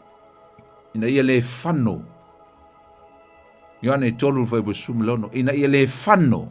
Se tasi e wha tua ia te ia. Aia maua ia le ola e wha vau. Then a wina mailo na lo to tasi. Na ola Yesu se o langa mama ato toa. Le atali pele leo le tua na a wina mai. O le atali ina sau ola e na ia ola ina se o langa mama ato toa. Pa ia ato toa. Minko fatasi matangata lalangi a iyo si tangata ato toa. Sa ola ina Yesu se o langa sa lei mawhaia ono tatu ola ina. E o mai lava le teimine, le whaintai ono tatu ola ina le o langa le na ola Yesu ola. Le ola whapa ia ina ola mama. Ola sola ese mai leang sala. Sa ua I lava ina maliu Yesu ina ua uma leola ina o leola mamalea. Fai leo le tongi ola e to tongi ai a tātou ang sala. Aisea, ona o lea lofa tele o lea tua ia te oi mao. O le Christmasi la usom tua wafini. Na amataina mai lava ina ua amataina le nei misiona. Na fai a Yesu. O le pepe na whanau mai le whare manu, na fio mai o ia, ola se o langa mama, e uina maliu le sa tauru, aisea, mo le wha o leina o tātou nganga. Te loa usum tu wafine o le Christmas, ele o se mea na, ele o se plana le atua na whai overnight, pe na whai ngā se tausanga stasi. Na wha taunuina le mea lea, a o le tele o valo anga perfecta le whengenga tuai. Le ana wha taunu ina le mele. O le wha nau mo Yesu. O le fuafuanga le atua na whai ma mao mai. Sa ia fola ina mai lava mai telo. Na fola mai tu se kenesi. Kenesi tolu fai upo suma lima. Tu i momo e te tu i momo ina o lona muli vai. A o ia na te tu i momo ina lo ulu satani. Amen.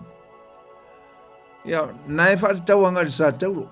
A wheui mai ai le tama lea, le tama le whawhine lea. O le alu sa taulo e tui momo e le lua sa tani. Wheui mai ai. E ui mai le whawhine o le teini tau pou. E ui mai a Maria. E ui mua mai na fito alu ele sa taulo e whaatau nua le mea lea.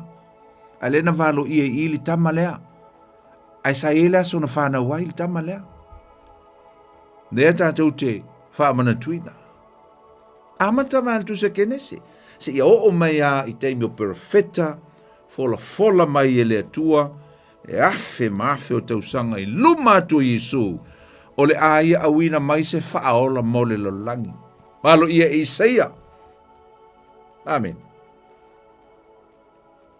Isaia fitu o lona, whai upo sumal wha, na i upu, e whapea, o le a whaia lava e le li i se whailonga, whauta, o le a whanaua mai e le tau pou le tama, e te whaingoa foi, ma o le a whaingoina foi o ia, o le Emanuelu, i sei e fitu o lona whai po suman wha. Nala winga o le Emanuelu, wa mau whaatasi le atua matangata, wa liutino tangata le atua. Emanuelu rina wa ia Yesu fatasi matangata ang sala. That's the meaning of the name Emmanuel. Emmanuel means God dwells together with man. Na valo ino foi il perfetto Mika. Ne fio mai o le faola. Mika e lima lono fai upo e lua. Mai o e pele telema e frata. Mai e titi oe le afe o yuta. Ai sau iat oe o se alii na te pulea Israelu. Fata tau ia Yesu. Fata tau ia Yesu le mika e lima lono fai upo e lua. O le whanau mai lau Yesu sumtu whawhine. I le lo langi le. O le whaatau nuina o folanga le atua. Ta awala mai ana perfecta filifilia o le Christmasi la. O se whaamanatuina lea o le tausia ina e le atua o ana folanga. So Christmas as well, it is the celebration of the promises of God that He promised for long time ago. So se Christmasi ala celebrate ile atua mana folanga man kenesi o mai ai perfecta le lava e fama natu le mena tupu ola sauli tama le pule ya Israel sauli aloli le sauli tama le tau poule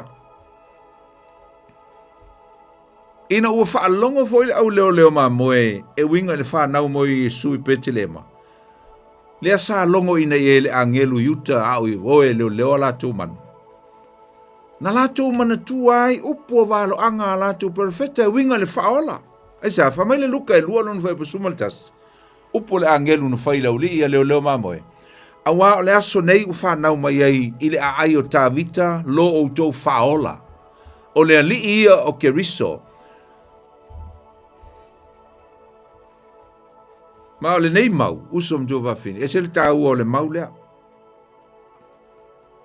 e tau o ma upo le mau le no foi te wira to nei luka e lua foi po sumaltas esa me momua nei fa mai o le aso le nei this day dale winga le mea e fai lo mai ai o se aso ua leva ona fatali ai Israel this day from many days before but this day fulfill what was been promised for so long. Le aso le nei long await moment has arrived, finally arrived this day. Ma whanau ai, le whaola. O le sia upu nei ei, o le ai o Tavita, City of David. O fea ei, o Petelema. O le ai tonu lea o le valo anga al profeta lena o feitawina atua nei. Petelema Ephrata. Exactly the prophet, this is what prophet Micah prophesied. Olo iei fo ile upu i tu tonu o le fai upu lea whaola. Whanau mai lo outou whaola. Lea sole nei. Ile a ai o Petelema. Wa whanau mai ei lo outou whaola. Le ai o Tavita. A savior. O se tasi o le ai e whaola ma whaasauina mai lo outou nu. This baby, this man will be a savior for your people. Na we sa ole upu keriso, Christ, ole Messiah. Christ means ole Messiah, the anointed one. Ole wa whaawina. Wa fola ina me ele atua ma ua whaataun wina isa o ia lea wa whaawina mo le misiona le atua. Olo iei foi le upu ali, Lord,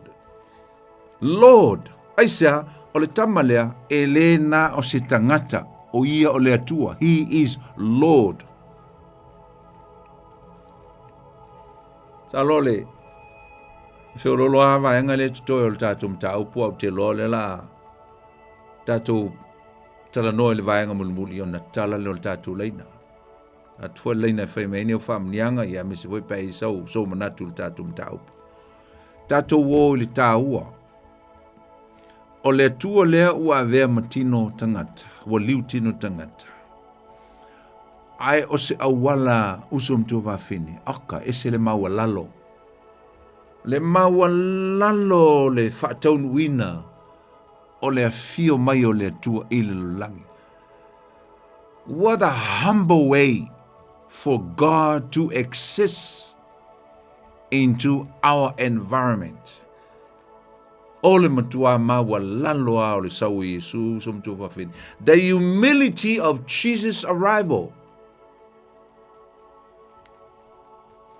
Let's start off atus tu saina o le pol kalame le atua i le awala e whanau mai e ilo na alo e to tasi. Ma tātou tā pena penanga i meo le tino. Tā pena e whaatali ni au malo. Tā pena se pepe fou o le a whanau mai i tutono le tō ainga. Aka ni tā penanga.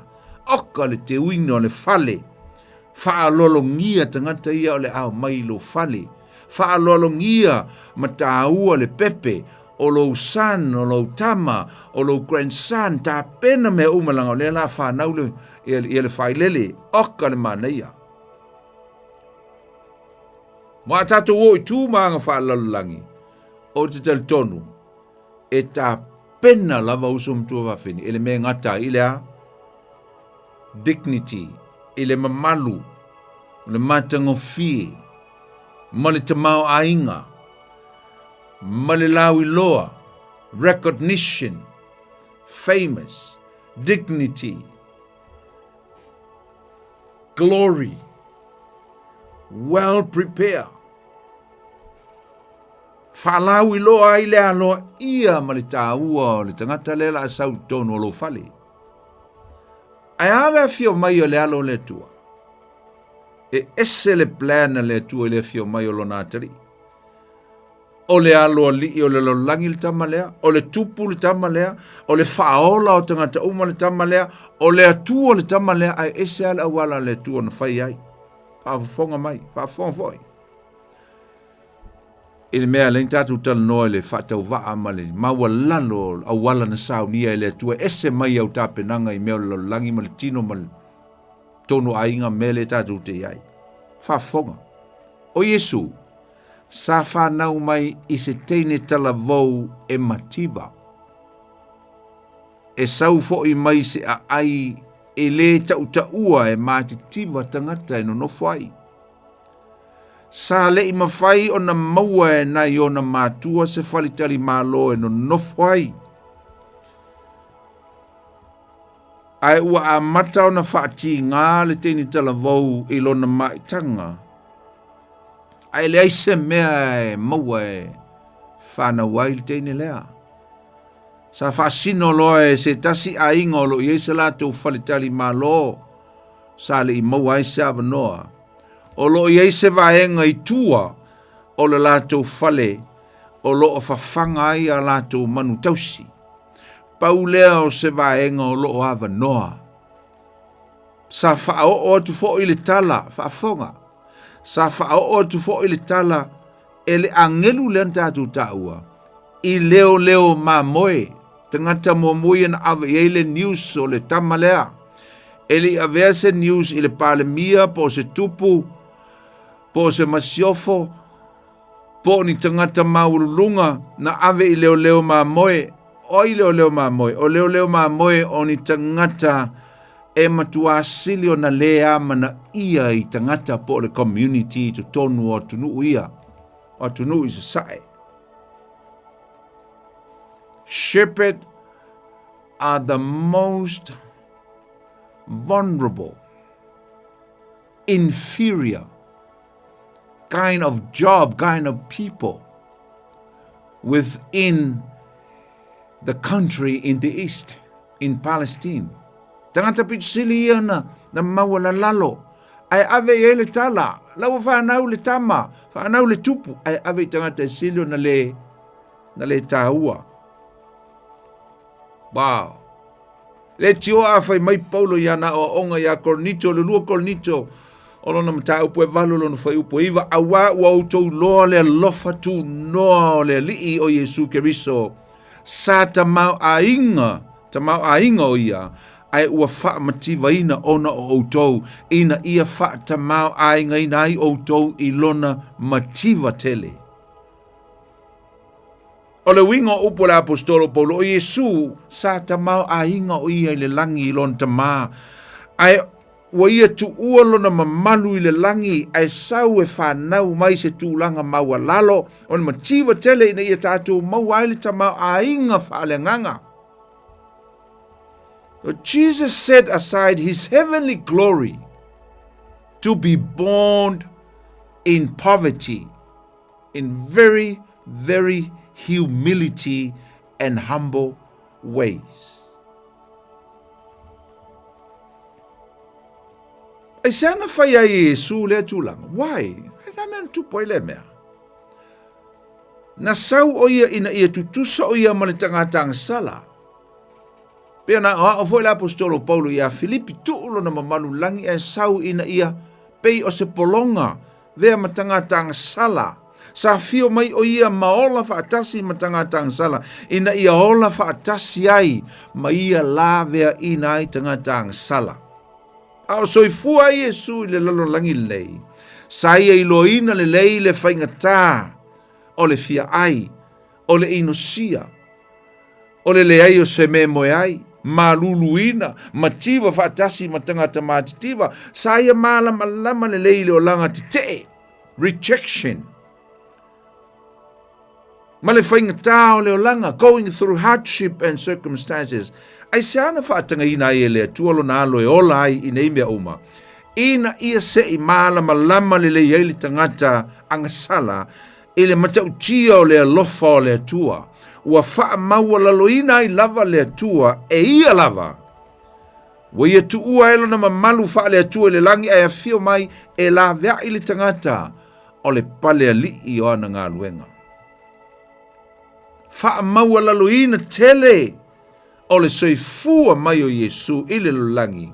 Wa wha ilo mai ai i tātou. O se tasi o i tū maua lunga tele o le atua.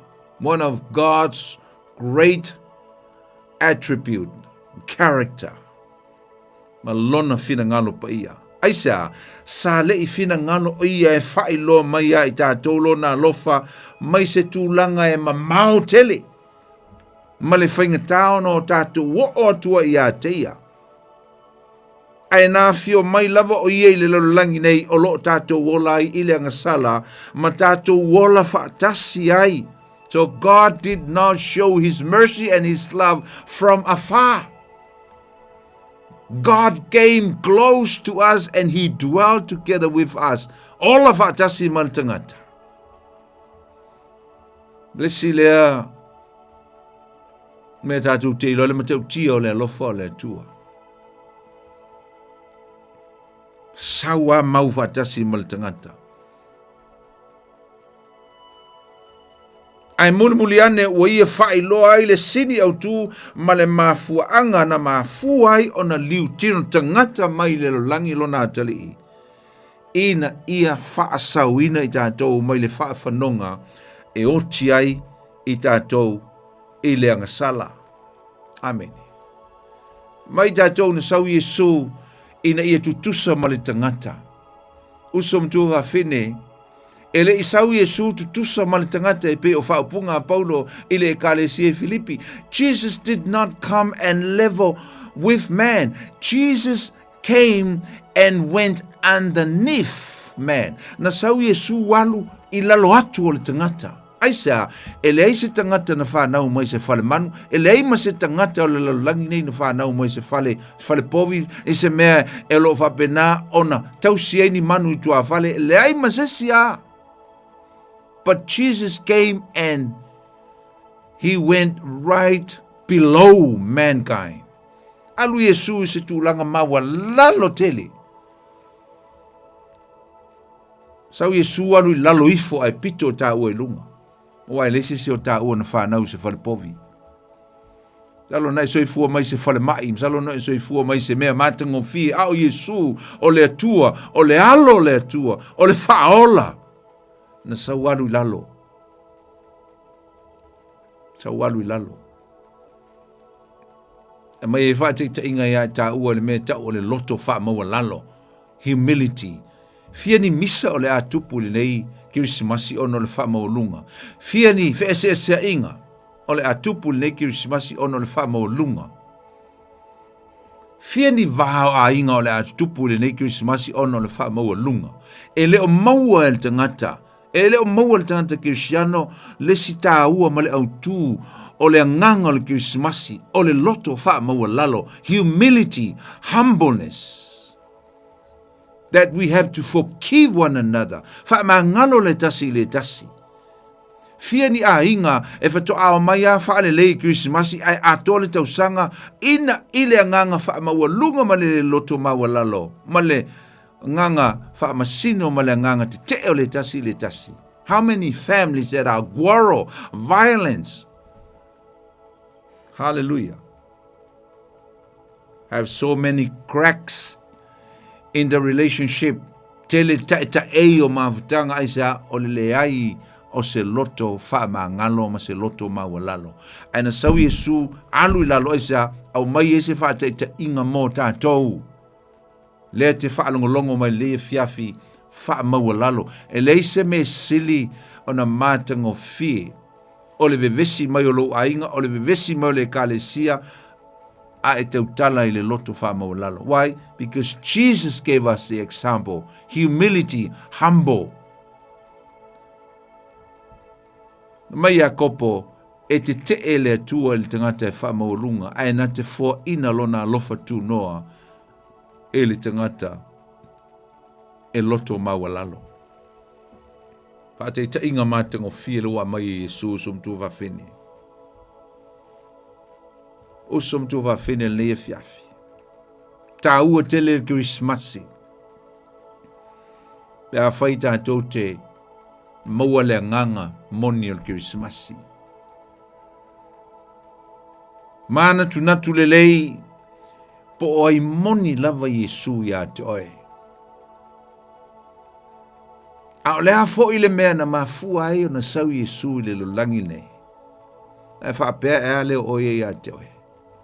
So Christmas is all about God reincarnate, but it's about me.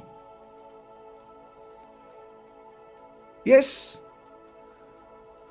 Christmas is the celebration of the promises of God and His reincarnation. El Christmas e whaamanatu ai lea tua man folfolanga ma mea oma malona liutino tangata e ana ia Yesu Keriso. But it's all about me. Au nei mea uma wa whaia e lea tua, na whai mo au. Na whai mo au le tangata e sa uni alu e whano mauti se oli. I le afi e whavavau. But because of His mercy and His grace, lo na lofa lea. Me moni au som tu va fine le fiafi. Na o Yesu lava. He is the only way. He is the only way.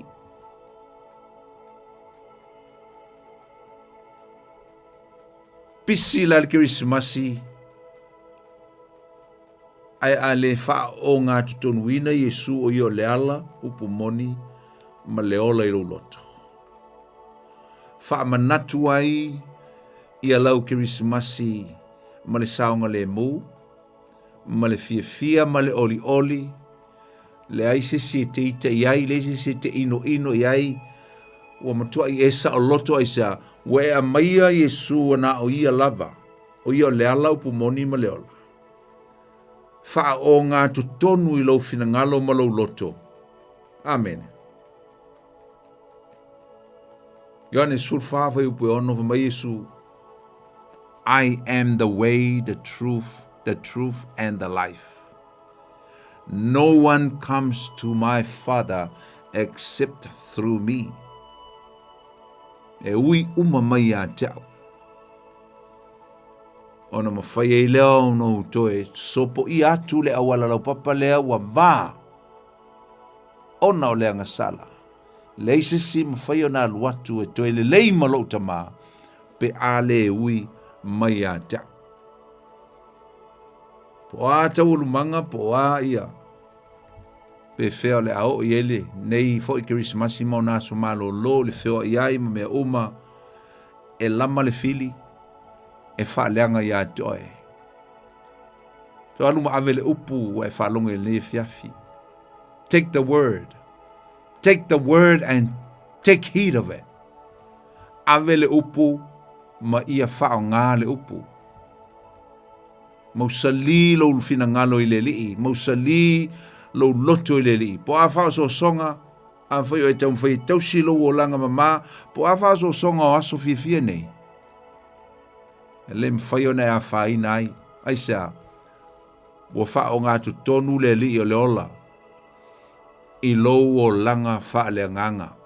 E vevesi a la le lo lang. E vevesi a pati. Ai a whai a te le inu pia oe. A whai a te le tangoi ai. Fia o ia I le li. Ma saunga le mua I alo o la wha pa ia ina I lumo le tu. Ai sea. Secular world celebrate Christmas in so many multiple ways that are not accordingly to the word of God. Tele walo lo fifia ma fa fifia ai ma celebrate ma fa manatu e tangata le Krismasi le mea ai misi atoa le autu ma le winga le ta ua le Krismasi. Ia na whai ante ia leo e toe. Whapea atua I uma fol Krismasi ia ua koe kifa foi.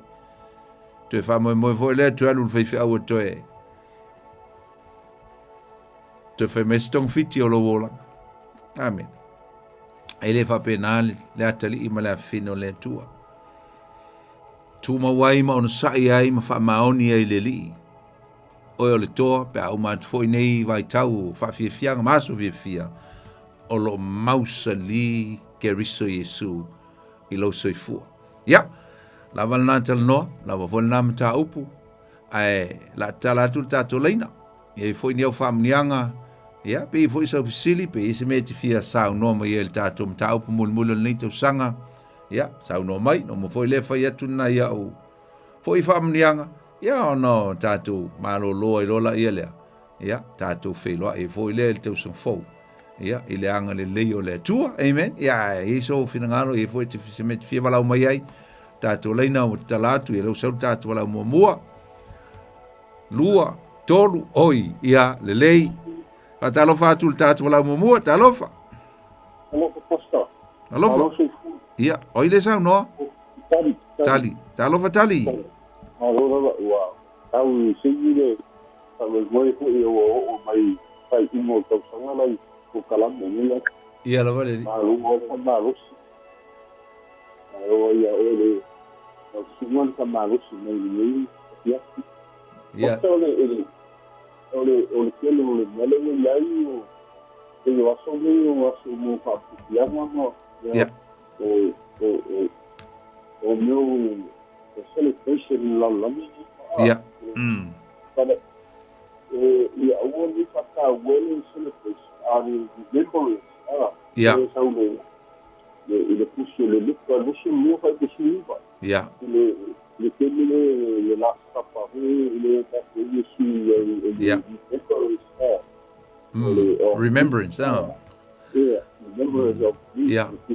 Yeah, manatua. Manatua le mio la ma pula mai io no ma o tele o beli le pastor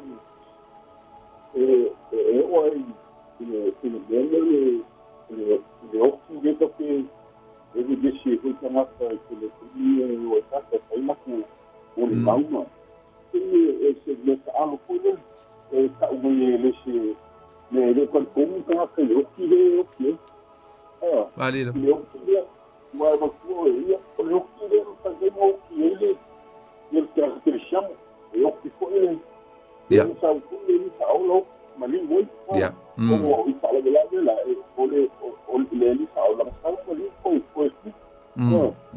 o le che sta la pasta che le ma lì si ma le io che ma le fa mo ale ko mo le vale non ha io poi sui ai come se le fa ora sa voleva wa io no algo ahí de que anzi yeah un male ya put ma lo vale hay una sabe sale un male hay sai que está lo ma coño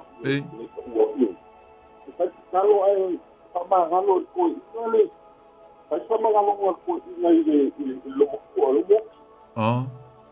el mil le masalo le puso soy y sobre y fue una cosa algo actual le morto también fue para ganarlo para como no cual es que ya le solo el que como que le ocurrió ya le ocurrió le calmó pero o lo sabe le calmó so what dice como está cambiando la vida muy normal es que se puede ganar en la le podían para el libro pilón de esta una ya o son café a decir a ver cómo es la el papendia también esa o la lo ba apoio mga kuala iyo o si o si o le dela sa le makako yeah que te okilo que la que o le so e mo sa o le bene e tisse sin talo mo be e mo a o le pena ko sa la mo le bene ko ya o le dai miane te mi angel solo mo malo chat lo da le sepia o que te deu que la coisa sobre el mo le de la uno me que a uno por historia ele sempre ali foi o também ele se haga o no e yeah e algo muito muito alo tai tai mana ia mai fa so mai le fa mria Christmas ia e mlo ainga tari fa tai lava lango mai tato por klame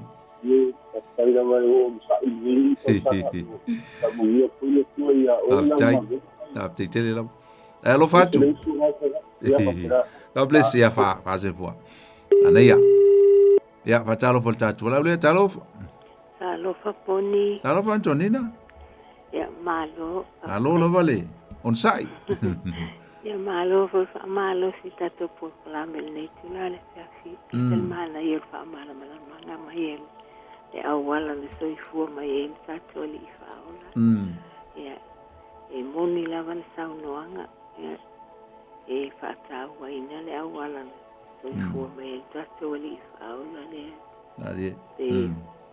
E whātaitai i tangata pe puni lau saunoanga wa le tui e whaaltino e moni o teu ia te ia al fwoi o muri kirisimasi ia le awalan soi fua mai e li whaona ia e se le tāu a ia te au ia le tāu pulu pangara manga le tula ia le ri whātaitai le lava mo mea uma malo fo ele ka malo si por kalame nei wa o mai lava nei tulai do por kalame ia le atua tai tele lava manuia o mala manuia for Christmas ya te o tina tai e foi faltua mal ainga tai lango ia alo fatu poni ia alo fatele mo e tina ia ole le fase fo Antonina fase fo talo fo le statu la talo alo para sunga le favenga leo ia malo lova va pe malanga Oi o que aí o calame eu te lo anga já fonga mai a ya la ka un olfa moi al sidia por la wing ol Christmas ya ka ika ya la u cut and short and cut short and sweet ya wa ya malu kan ko i le wing ol Christmas o ika ke ko manga ko de mission a Yesu le sa u foi de la ali a makama re nga wi ma le fa mang fa nga u diu ki ka fio mai de rangi mau fa kasi makaka nga sala ali no nga o ye sa fa ki le rangi ma nga vai ka fa pe a ma a me uma pe nga fa kala mongi fa mau ye yo ai wa inga wa kau le sa kau o inga uma fo man mission nga re ko o ia wa lave inga ka ko nga le mariu kelis e pe yo pe me o ka ko o i ka ko panga ai makinga ai yo a wa ver mariu kelis o ko mo war ka so ka mal ka mal la o inga uma lo mission nga Yesu ko fo i le langi mau fa ka si molong ka ma yo a o ku ka ko sa ko al mele ia pongi o que de pepe mai ai ma ai lo ora ka ko malo se ora sala ariela edu ku ngau mo me fa le langi o ka ko ye yo a oro nga po ki ai po i fi kam fo in ka do langi ka pa lo pe alo fo le fa Samoa mo lo lima ka pare o Samoa ia bola vale eu fa o mal kai milango le kuri ro ko nga ko por kala me mun nge a maka kia pongi fa kai tai va mu e for Christmas ya to nginga mai ka usanga ako le lava le me foi pe a nga o kalmo kuinga ku yo ku pupuinga le kwala u tai o wale up for le kwa tai tele a o fa mo yanga fa mo ya ki smasi mar ka usanga fo ya ke o rua mar far kwa mar ngo fa aftai ya mai so de kale si ka ko fero ar ko sa fo pe ka ko ria de lo fo mlonga le so fo ya so fo ya lo fatu maria ki smasi ya to melainga ya so se fo fa aftai ya listat wala talof alofa oli oi ya sa no mai lo mundial Christmas ya ka ko na ni fo ki smasi ya o tina o fiu ka foi la el fomi pa le con wa ngapi ma ia le pasta ile tu yo kai caso so a como lo alo pa con le ku wa me la tu ngan ka ko maka upunge po wa ole krisimasia Yeah. le upule krisimasia ka ka fai ngole krisiango Christian keliso ai ma fa wa le fanga ma Yesu fanga ma fa le manu vai foi eu kamaka eu petile me fanga ka fa aula ele ia te kupu le la langi pos ka siri pos ka mau pos ka o fanga fa pe e ma e unga luenga mamana le atua chama e nga sa ngo ko ke le miso ka ko ni la langi kumu pongsa parpara me va pega a le langi nga sa ula heli spe ku ma ku le ngo ma su fa ko su fi ma lo le langi le o me ai le o me ai a le ami o tono sile ai la te ukule sile mu ole fi nga pa ia e la sa ka ko mongi le la langi o le nga pa ia ang nga lo fa ta to ku mo ile lo ko wa mai fa pe lo nga lo pele ile ya ma se ka lo pa pe wa yo ko ma ka yo ma ka ki ma ka o fi o me ma ka mai le fi o nga le tua yo pa ia e te le ma si le ku lo o Jerusalem era o tinga o era foi ka o mi sai si kai ai o lo po ha pe o me le a pa so me le ave ekiko e karuele fa no i ko manga ku le o le tua ala si le mai le tua le vai o kama le fa no ka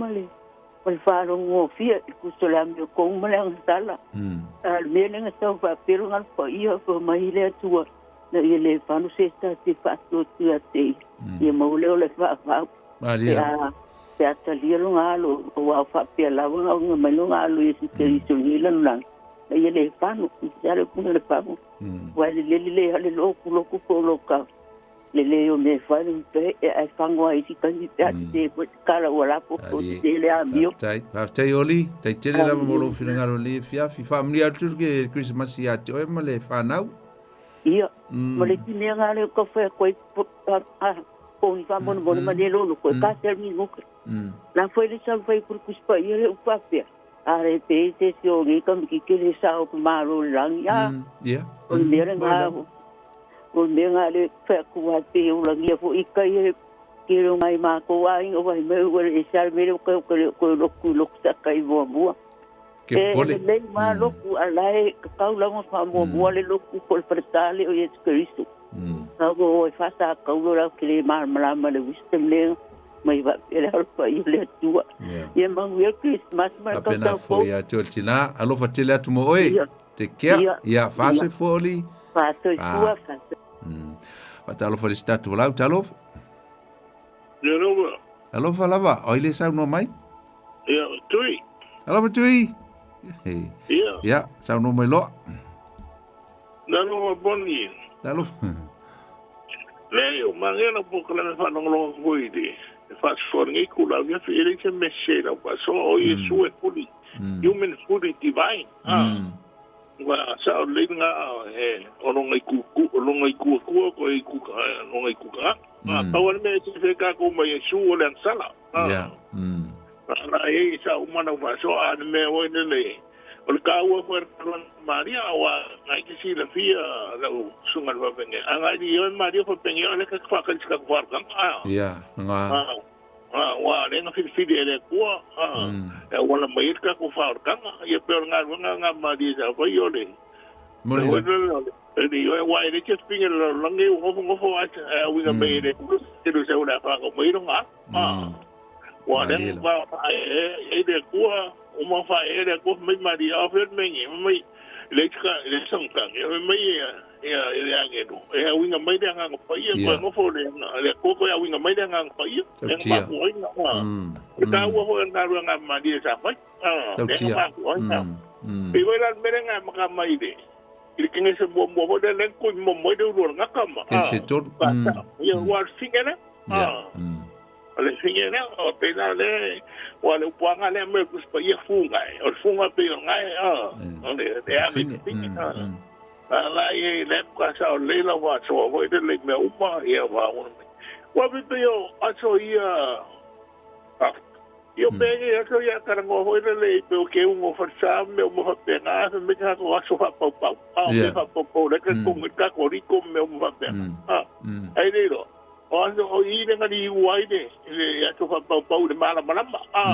O ia ngi Alang ia pe o le winga nga la ufa so aku de. Tui. So go aku lo. Ako me ia mo ngi tele la. Tele la. Pe ai ma so mano lo hoile le. So po ma ku te masia ke malanga I fa fo pe. Ko ki masia ngai. Sal por mai ale le ia o molol bevesi ia fa lo sin time malanga malom tua. Io ko mo ngi ka malo ro wan ko sa ka ko. Yo va tai lava la mai ate tama. Sunga fa fe ngai.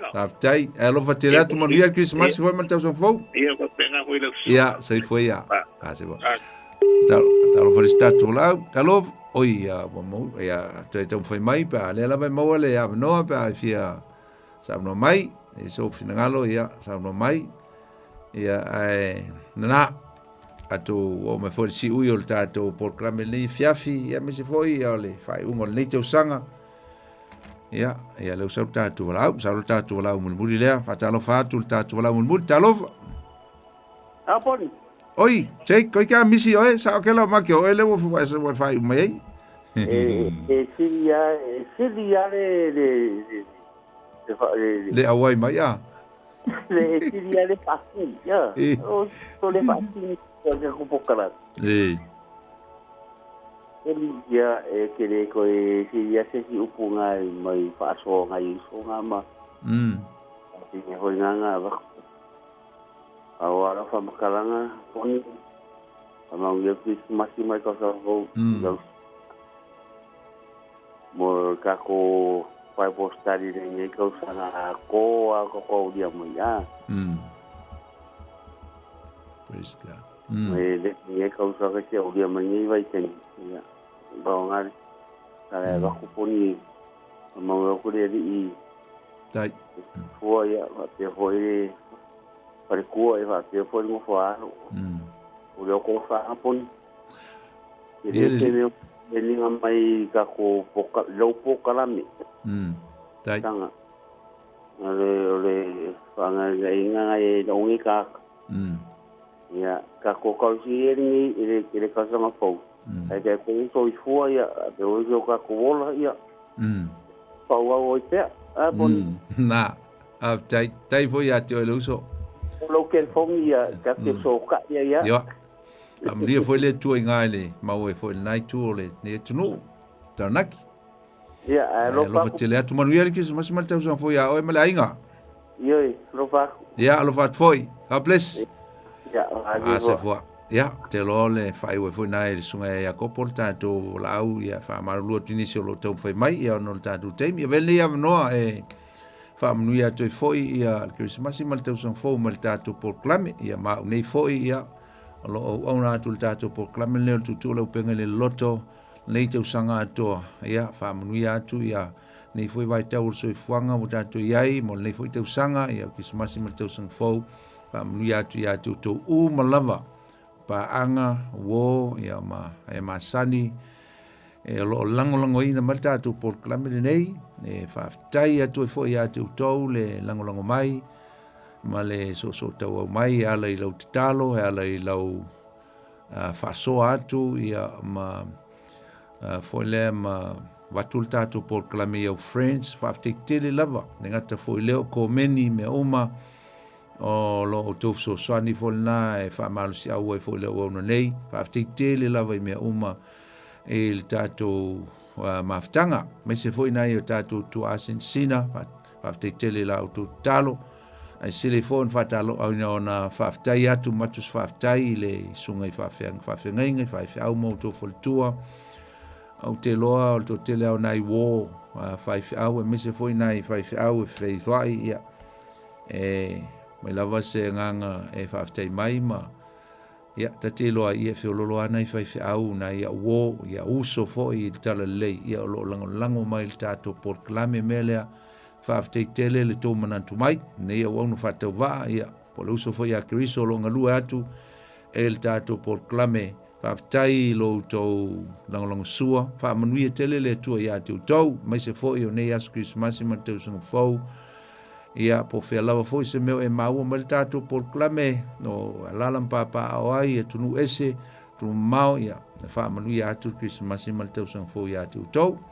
pa to fo le fa manuia atu Christmas ma le tausanga fo ia sia mato e kalesia me se foi na 595 au ma fo tu sia mato ma tanga harbor praise fa manuia atu le Christmas ia atu tau sia mato e kalesia mangele ia na to ina na lo matua male le malolo le tatou mafutanga ia whamanuia le tua tatou whelo ai foi ia e sauninga i le sa mo nei taimi e moli foi whaftai le pulenga le tio Samoa me se foi sunga ia sau lana foi pito lau ma lana uaunanga ia anga le leile tua whamanuia le tua ia sau me se foi o lau whainga luenga tu sai ia ma tiutema mta whaioi au na matau tua tua i fatasi ia le mamalu le tunu e aso te tasi a mese awa song fua o le tatou polokalame ia o le tatou ia folfolanga masani a foi ia o le tatou tusi fesoasoani tasi le tatou tusi ni tauli atu lenei vai aso faafetai a lo maua lava le tusi tolu sulu tālā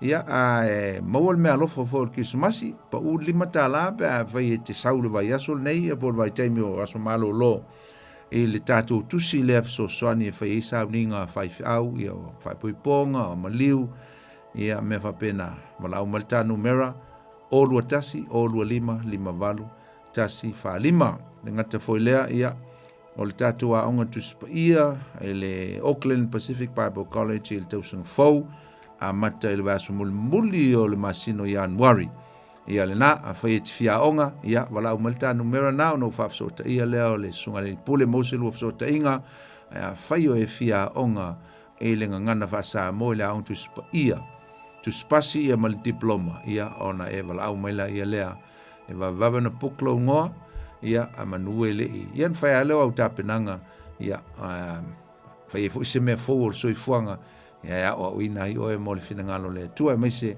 fa ngai no lo so i fu mo le ngaluenga le li ia o lo maua le tatu koko Samoa oka aftai i le mamalu le tunu ia lo fatawina pel tatu koko Samoa a momoli atu ai lo fale su 5 ai fai e piki lo fale pe ona inisi a inga lo piki la vale fale mai se mangelo lo la talata atu ia sultolu tala la val tatu koko matango fie ma neia le koko Samoa ia wa fo ia so malo lo e el fama moe ia 5 vai aso pe asau 5 vai aso la mzalo la so sului vo Januari leo o pukinga a fa ia misi te o taiminga o ngai o santang fo le bank o ila mile il malata polo ia pol mtafanga ia vanil fa fonga Samoa ia msalo pole aso lufu 5 ai tapen pena mai pea il tato pol klame ia msalo la so sului vo Januari te so fo pe aulia tu Solomon malosi ia il tato fainga mlanga so polo atu le tausanga fau le manuia ia ai mo ni taimi ala tato ai se talo faftai le tua ia la valo swafa fa vau fa wina le mato por clamele fia fil manuia faftai me o mo we fia mo mato le tausanga le mato folonga au fa mnianga le tua e ala lo upu faftai le tua faftai o tangata misi la to lo mato mafuta pea ma nau lo upu le aso ma le aso le ngata o la unei au nanga ia le tele onisi au na lo fa pena to va mai le nei au nanga wala wala upu e folatu le tua mo tangata Samoa fa nuia ia o tangata misi o nei vai tau o le soifuanga wo ia so pisi maso malo lo pui lo tunu i so se mea lo ia se tangata Samoa te talo le tua anga le lei fofonga o mo le whaiunga le nei tau sanga ia i ul nei tau sanga le manuia ia a lo whapenao na ia i pea lau tau singa ia i mātou umalava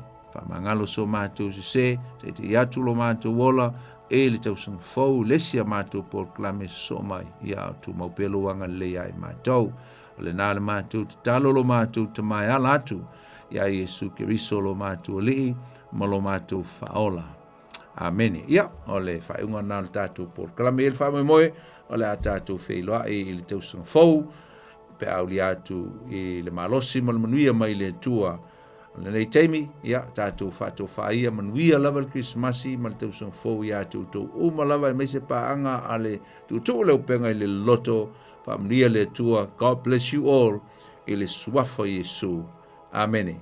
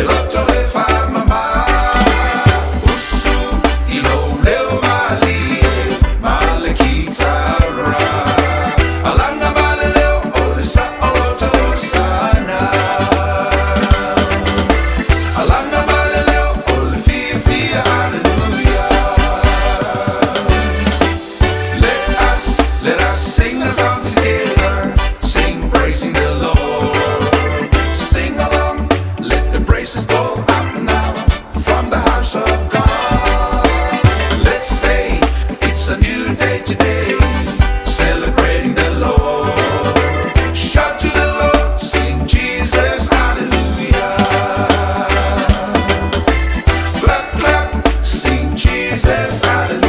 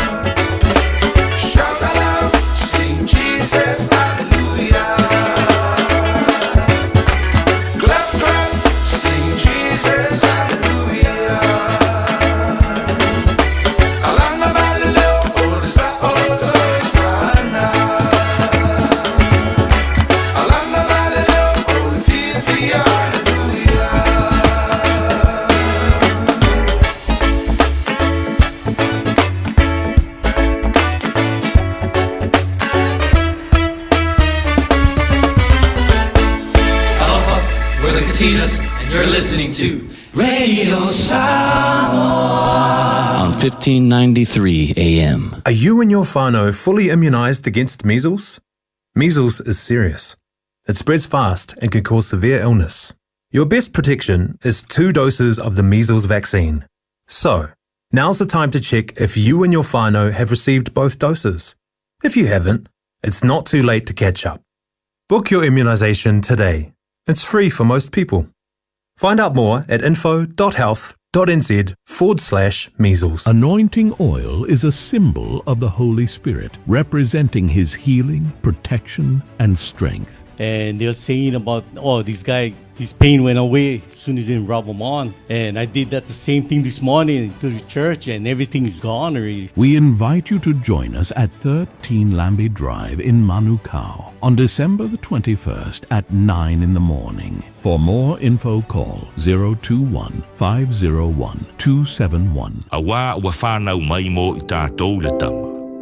Ua whoa ina mai mo I tātou le atali. Eiro na ua le maro. E ingoa fo'i o ia o le sirisiri ese, o le whaipule, o le atua malosi, o le tamā o le whaavavau, o le alii o le file e mu. Samoa e ua lata mai le aso sui fua le mesia ia tātou oli ma fia iai. O le tauvanga already Samoa mo le neitausanga o le whaasoa le anganga modi o le Krisimasi. Whaasoa mai I au lava o pule anganga o le Krisimasi, pe usu sau pese, pe whaifo I sau solo pule lava o e. Pue mai sau video malafo mai I le radiosamoa.co.nz/Kirisimasi.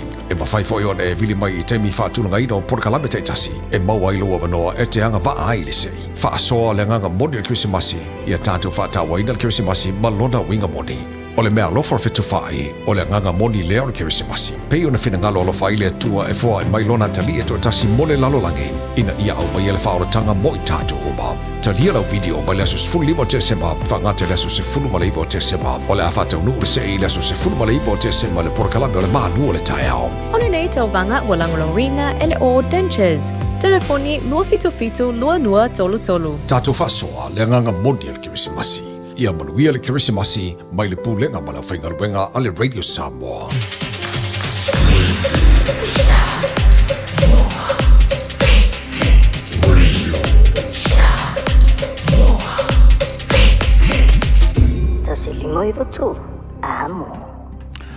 Le wa tu le mai le tātou teimi le wati le nei fuwanga la fia fiwa te se fulu ma le valu minute le tutoe na tāle o le tu la e se fulu. Ya, manatu le pau e fwina minute o na tātou wha ma vai lea. Moli e toi le wha taitele I le sunga le wha whiangainga ia ma le tātou porkalame pe o na iei le nei vanga le fiafi. Ya, o le tu le upenga I le loloto. Pe o na ila na tautua le ngata fo ilea ia maila wa fo ia amatango le te usanga ia Januari ia se ia pa ia maile tanto porkalame mulimuli o le nei fo vaenga o le fiafi le lawa tanto ia le tawalunga o le neipo ia matawalunga ia le tanto porkalame o le nei te usanga se ia se aso o le masina fo ia se ia lupasta e faisina nga mano longa ia ma fai fo isina relax mai fe au mga luenga pe o nei tato tu fira I foilia ia I le tausanga foilia lofa mreanga le leo le atua mo le toi le whafti tele ia te uto umarava ia whapaanga ia uoma mai o le tanto porklame ia pe o nei ai ia oni galo fai foi sinau malo longa na e to eta pena mai ai lea I le tausanga fou I se aso Januari to amatali ele tanto porklame le lofa mreanga le leo le atua ya manuia foi le tali wante lana au nei mo te malawa manuia foi Christmas ma le tausanga fou ya matulanga pe nei le tanto porklame ile nei foi tausanga se fulu minuto na tale o le tula se fulu moe ile pomasina moe miti io folinga le taimi tonu lea ua tu fasipa aile aniva oh no follow ilunga fa solo uma faunga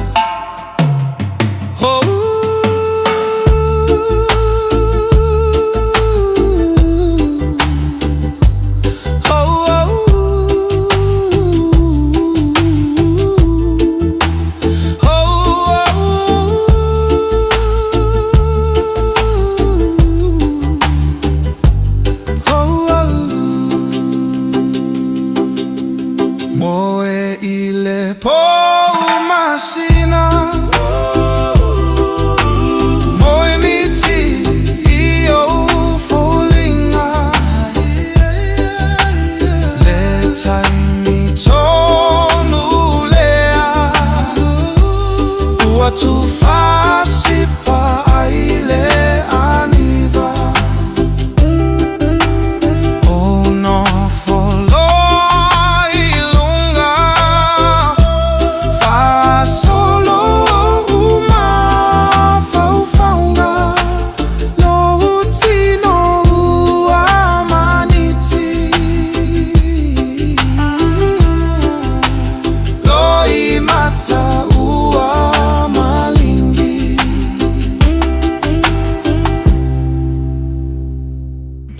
Nai whawhiwhianga mō tātou le ne whawanga la whiawhia whapena ia ona tawalunga tu iei le tātou porklame.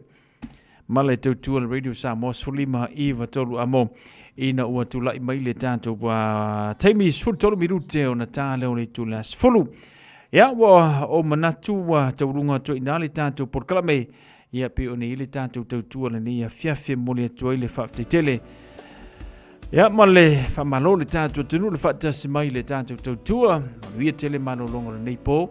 Manuia fo i le lausu i whea mganuenga i le aso a tau. Whirai tātou la sorulu ina lofa maranga leo le tua whaasoi fuia.